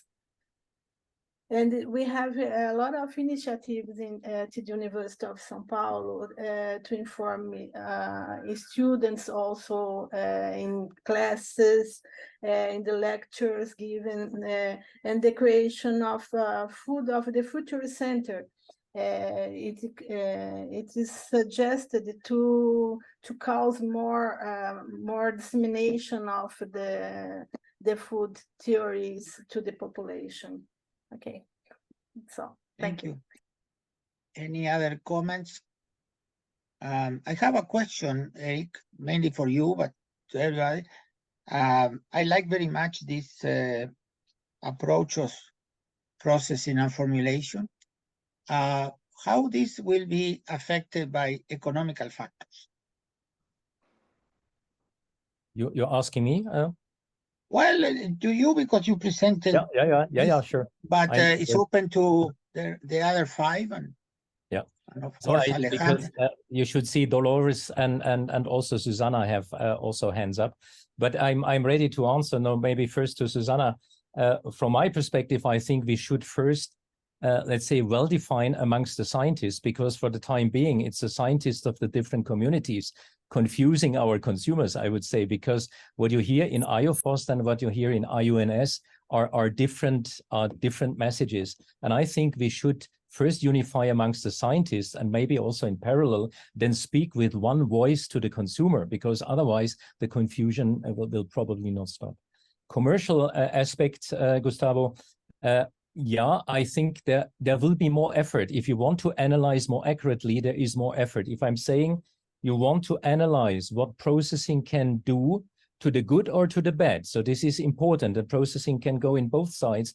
But if processing goes, let's say, to the loss of nutrients, for example, due to the fact that you want to optimize shelf life or safety, so these are the types of compromises between different properties of foods we want to optimize, and maybe there is some drawbacks in some other direction.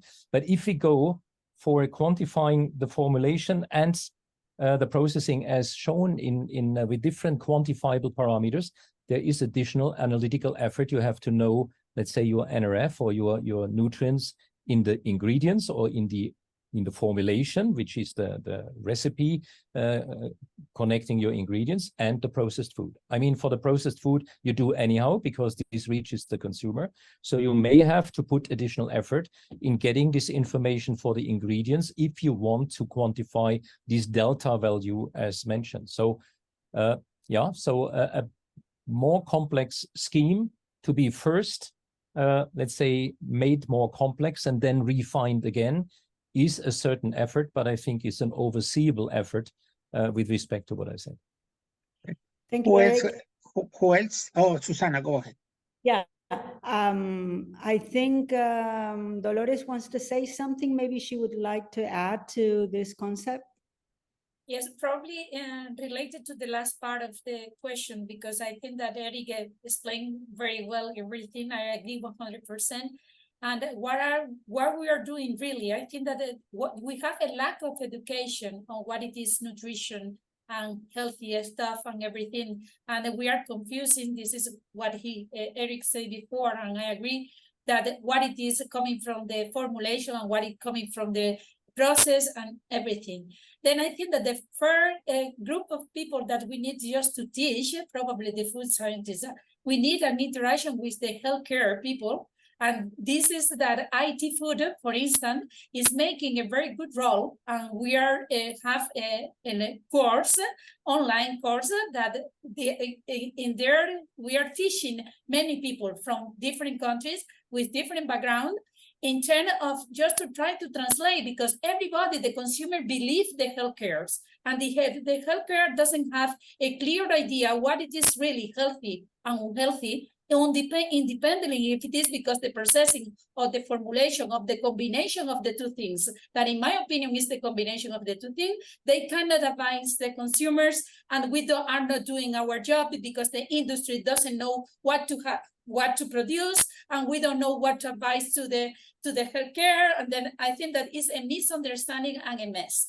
And as Eric said before, I think that we have just to work all in one direction, all together.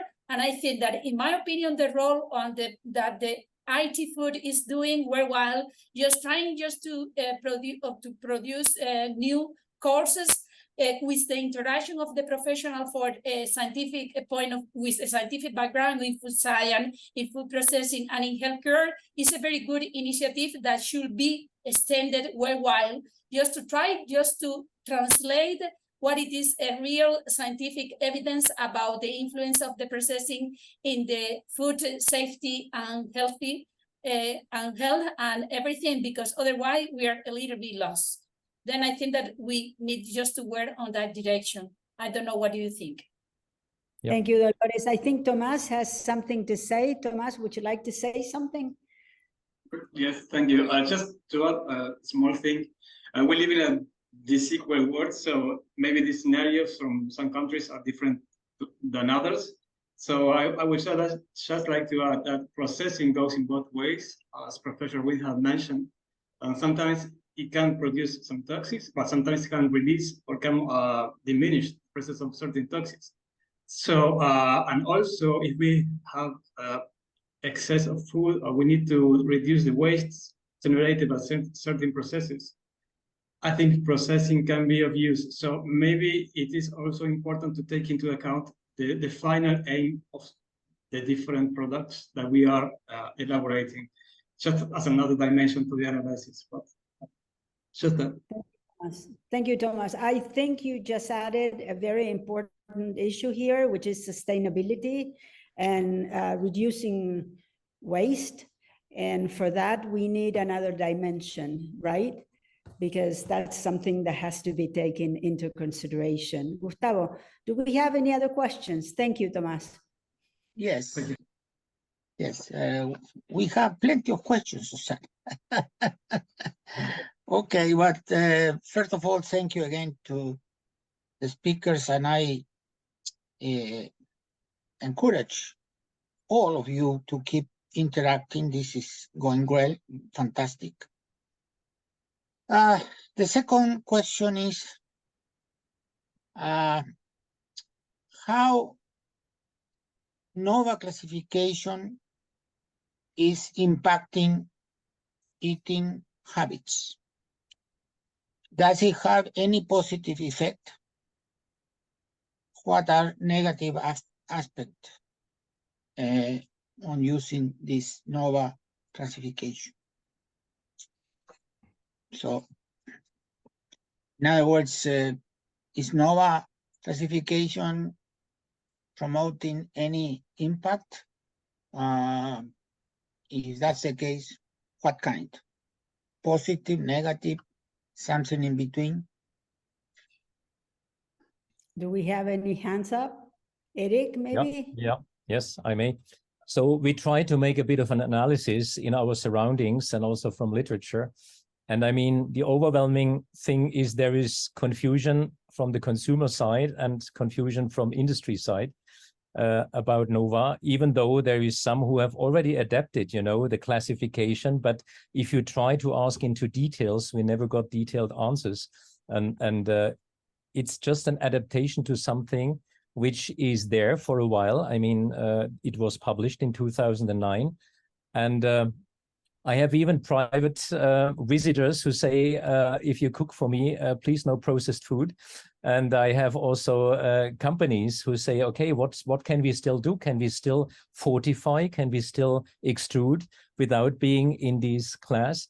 And I think it's in particular also the verbal description which gives it a negative touch. So if you had only classes, if one had said, okay, you quantify and make classes and not give it a verbal description, an attribute like processed, over-processed, ultra-processed, which in itself has probably already the problem that people classify then according what's better, what's less good. So I think this is, we saw in our analysis mostly confusion on both sides, consumer and industries. Thank you. Wonderful. Thank you. Does anyone else want to add to Eric's reply? Do we have Priscilla maybe? Susana? Aman? Okay. May I? Sure, go ahead. Yes, okay. Nova classification was created in 2014 that provided us a basis to support the recommendation of the food guide for Brazilian population, focused in improving the Brazilian diet. And then this disseminated around the world.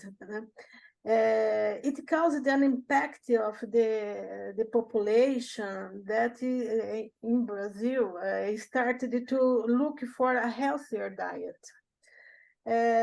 It caused a stir in the food industry. It had in a positive way, in a positive impact on food production by Brazilian industries, which began to review their formulations and the production process, improving the quality of processed food in Brazil, and I believe in another part of the world. The negative aspects are flawed information about processed food, causing disbelief, leaving the population without knowing what to believe. So I think that the NOVA classification has two aspects to be analyzed. Yes, thank you. Thank you. Thank you. Aman, Yes. he has his hand up. Yeah, Aman, Yeah. please. Go Okay, ahead.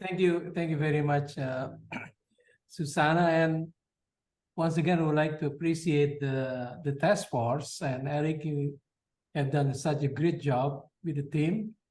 And I think this can be used to clarify better the one that we try to adopt or to understand from the existing example when the classification has been flooding the information in public. So my probably question to you, is it possible when you are trying to adopt these metrics by using different example, you are using the example of the apple juice, for example, but you can use many other type of variety of product that categorized at the moment in those NOVA classification, how they can be described, fall into with part of the matrix in our system. So with that kind of education, maybe the people can understand better why that we need this quantification and this approach of using formulation and processing as criteria to categorize different type of food available after processing. And the second probably thought that I was asking about thinking about the two-dimensional approach, but maybe we can also use the three-dimensional approach when you are trying also to put this together, this information, when Gustavo was saying about the economics impact. But I'm thinking about the health impact, whether what kind of disease, what kind of the evidence that already exists that a certain type of diet may cause some, disease, not only in terms of the obesity or overnutrition, but also on the non-communicable diseases. So this fact, if you can put into your matrix with 3 dimensions, for example, this can be better to the public. People can have the choice now. Everybody using computers.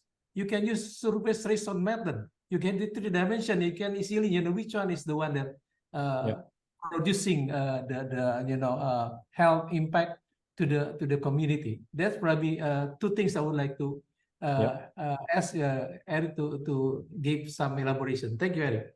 Yeah, you're welcome. So I'm fully with you. So we have to translate this into an understanding of consumers by examples, and not only for consumers, also for the scientific communities, speaking the different languages and which have to adapt maybe to the same language in order to understand each other. What I also wanted to express, and I think it's exactly what also Dolores announced before, and you are hitting the point, we have to build the bridge to what does it mean from a health supporting perspective or a problematic perspective in that respect. And this is why the task force, we had a very early discussion and say, look, let's first look for what happens from the raw material to the processing till the point of consumption. Because after the point of consumption, there is still many more variables. I agree with you. They could be implemented in the scheme, but how much do we know about the release of nutrients, micronutrients, depending on matrix structure characteristics? We just start to understand that the release is different during the transfer time in the duodenum. Can you reach the receptors? Can you not? What type of matrix and mass transfer would allow you to do this in appropriate time, synchronizing the time scale of release with the time scale of residence time close to a receptor. Many questions like this. Go further down, the microbiome, the interaction with the microbiome. We have punctual information, we have puzzle parts, but to make it a scheme with introducing a factor or a weighing factor or a term into such a quantitative scheme, we are still lacking, let's say, on a broad-based information or more detailed information. But if we once can nucleate thinking along these lines of such a scheme, I think it's exactly what you said, then I think people, and we have to interact with the nutrition medicine experts in order to get these other puzzle parts kind of aligned with such an approach, which may be modified for different terms, and putting the knowledge of these communities to contribute to this into it. Totally. Wonderful. I have, Susanna, if I may, a question from the audience. Yes. Okay. This is probably directly to the people working in cocoa. And it says the intervention of mango kernel fat is fast replacing cocoa, at least partially. Is there any move in Latin America in this field, especially when cocoa production is affected by diseases during cocoa production?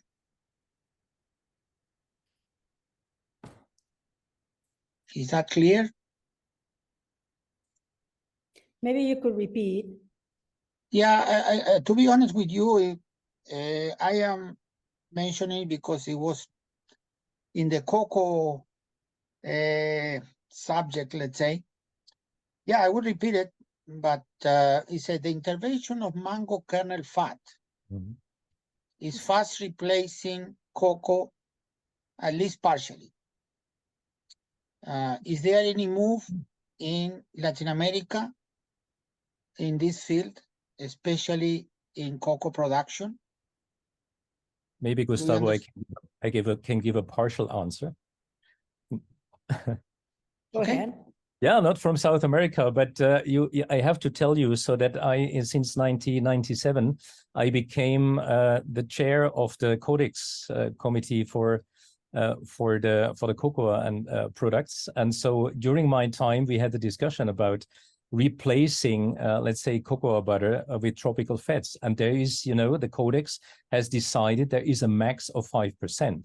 And this was a long-lasting political discussion in those days. And the idea was, and there was strong support from Ivory Coast, from Indonesia, from Brazil, from Ghana, so that the replacement could be accepted up to 5% limit with tropical fats. So there is a 5% limit. The question is just, is this still a problem when you go for the 5%, or has, let's say, the mango kernel fat use increased that much that it's overwhelming and people try to put more than the 5% into the chocolate in Brazil? And if they would do so, I mean, they might not call it chocolate, huh? Sure, thank you, Eric. Priscilla has her hand up. Priscilla, would you like to add something to this? Yes, so in Brazil, we can use other fats, not only those who has similar chemical and physical characteristics, as in Europe, as Codex point out. So it's possible to use in Brazil, but as far as I know, we are not using mango fat in our chocolates. We have been using fats produced by palm oil, so with modifications, of course, palm oil, other material. So it could be interesting to use this kind of fat, but we don't have an industry producing this kind of fat. Mm-hmm. Maybe Susanna can add something about it. Yes, in Europe, the European Community legislation maintain 5% of substitution from cocoa butter to by mango kernel fat. But in Brazil, like Priscilla said, it's permitted, but we don't have this kind of fat usually in Brazil for the cocoa butter substitution. And this is an equivalent of cocoa butter. It's a very special fat. This fat has chemical and physical properties similar to cocoa butter, and it's not so. It's not cheaper fat. It's a special fat to use in chocolate substitution, and in Europe only 5% is permitted. In Codex Alimentarius, I don't know the permission. Codex is used in Canada, United States, and some in many countries of the South America and the Caribbean region. But in Brazil, it's not usual. Thank you. Yeah. Susanna, I have if I may, a question that I think is interesting.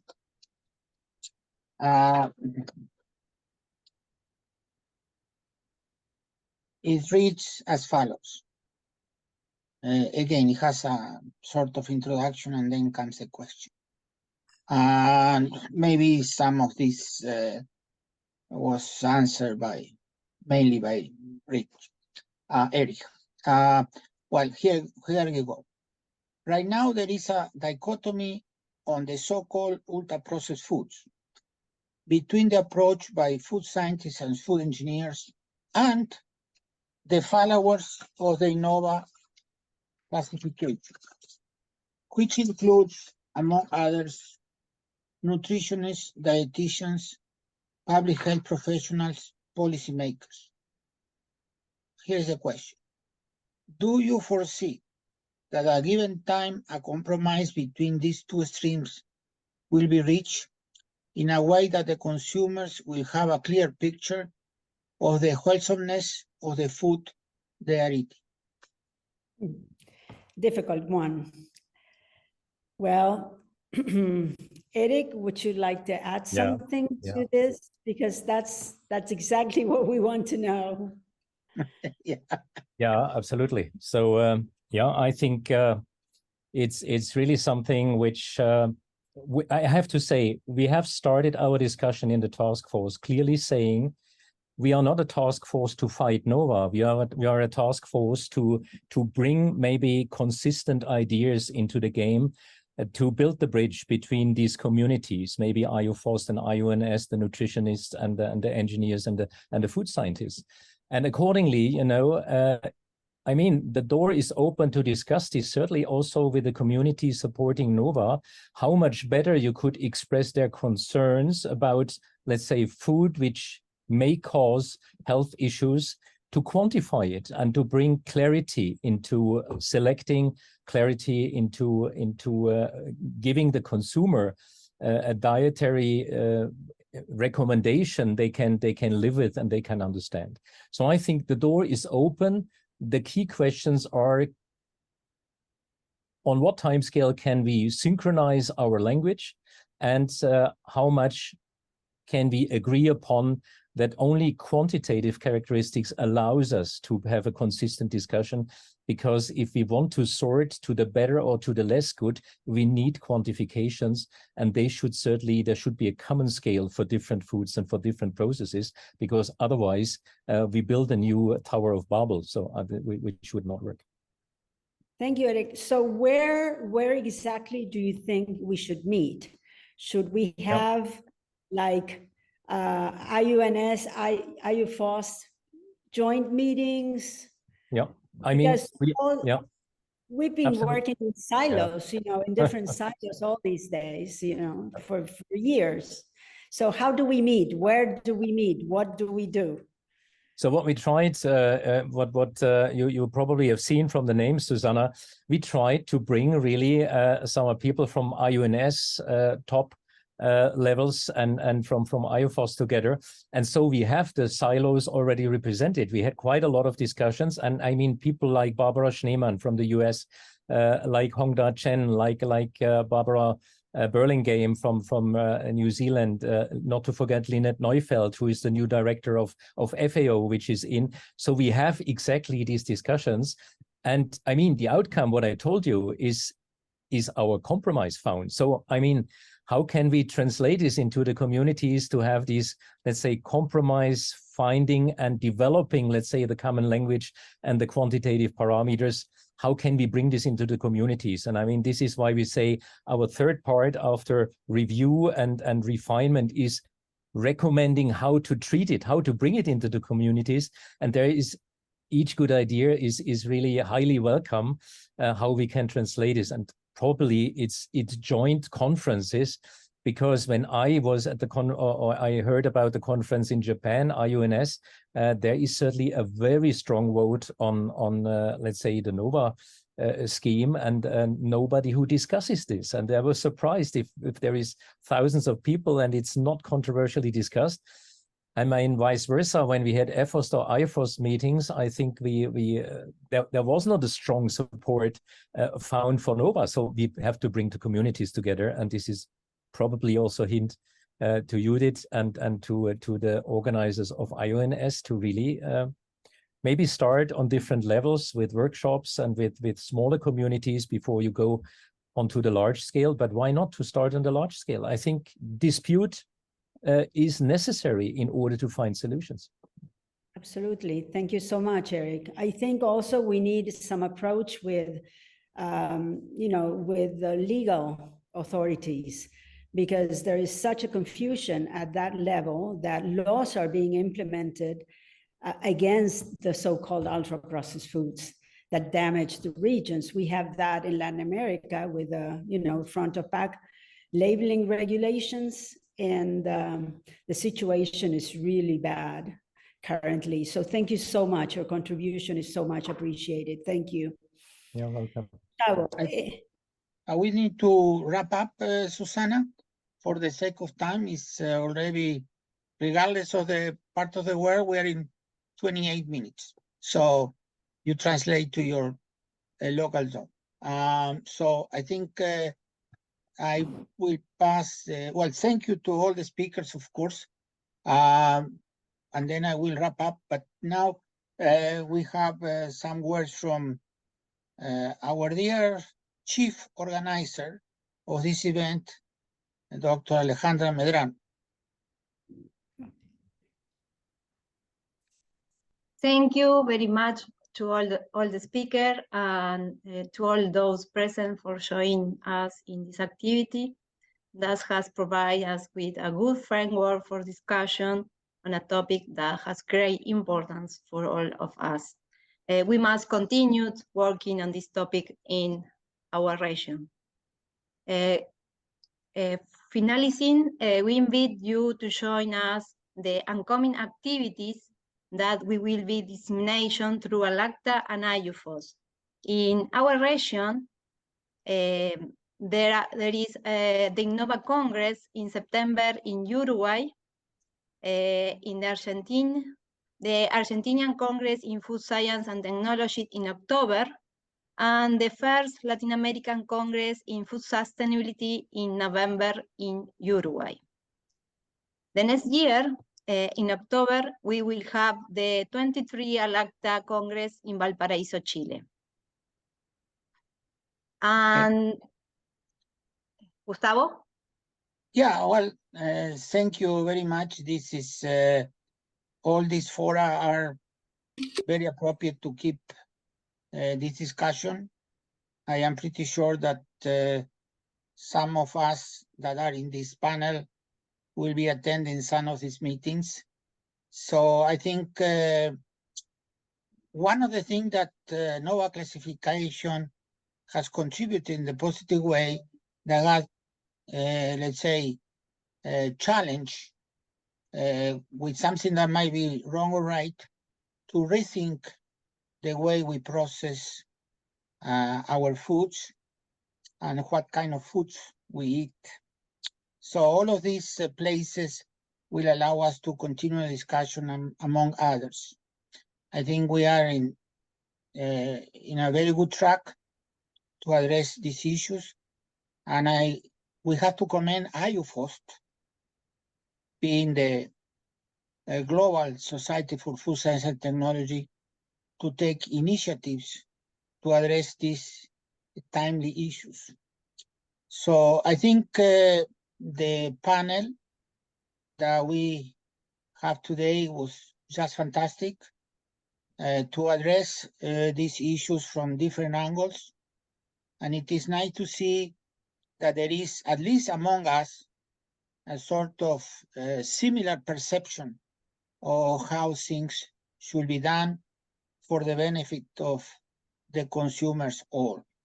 So unfortunately, we always have to put an end, no matter how important is the topic that we're discussing. We managed to extend a half hour. So our gratitude for the participation. I hope the audience, let's say, that has been following us are satisfied with our contributions, and we will have available reports based on this conversation that we will elaborate, and based on the people that signed for the attending this roundtable, we'll have access to those in a prudent time. So once again, thank you all. We have a wonderful session. Thank you. Muchísimas gracias. Thank you. all. Thank you very Thank you much. very Thank much. you very much for your organization. Thank Gustavo, Alejandro, Susana, Eric, you, all the Aman. speakers. Thank you very much. Mariana, Bye-bye. also Priscilla, Bye-bye. Dolores, Thank you. Thomas. Thank you. Thank you. Thank you Thank so you. much. Sure. Thank Excellent. you. See you next time.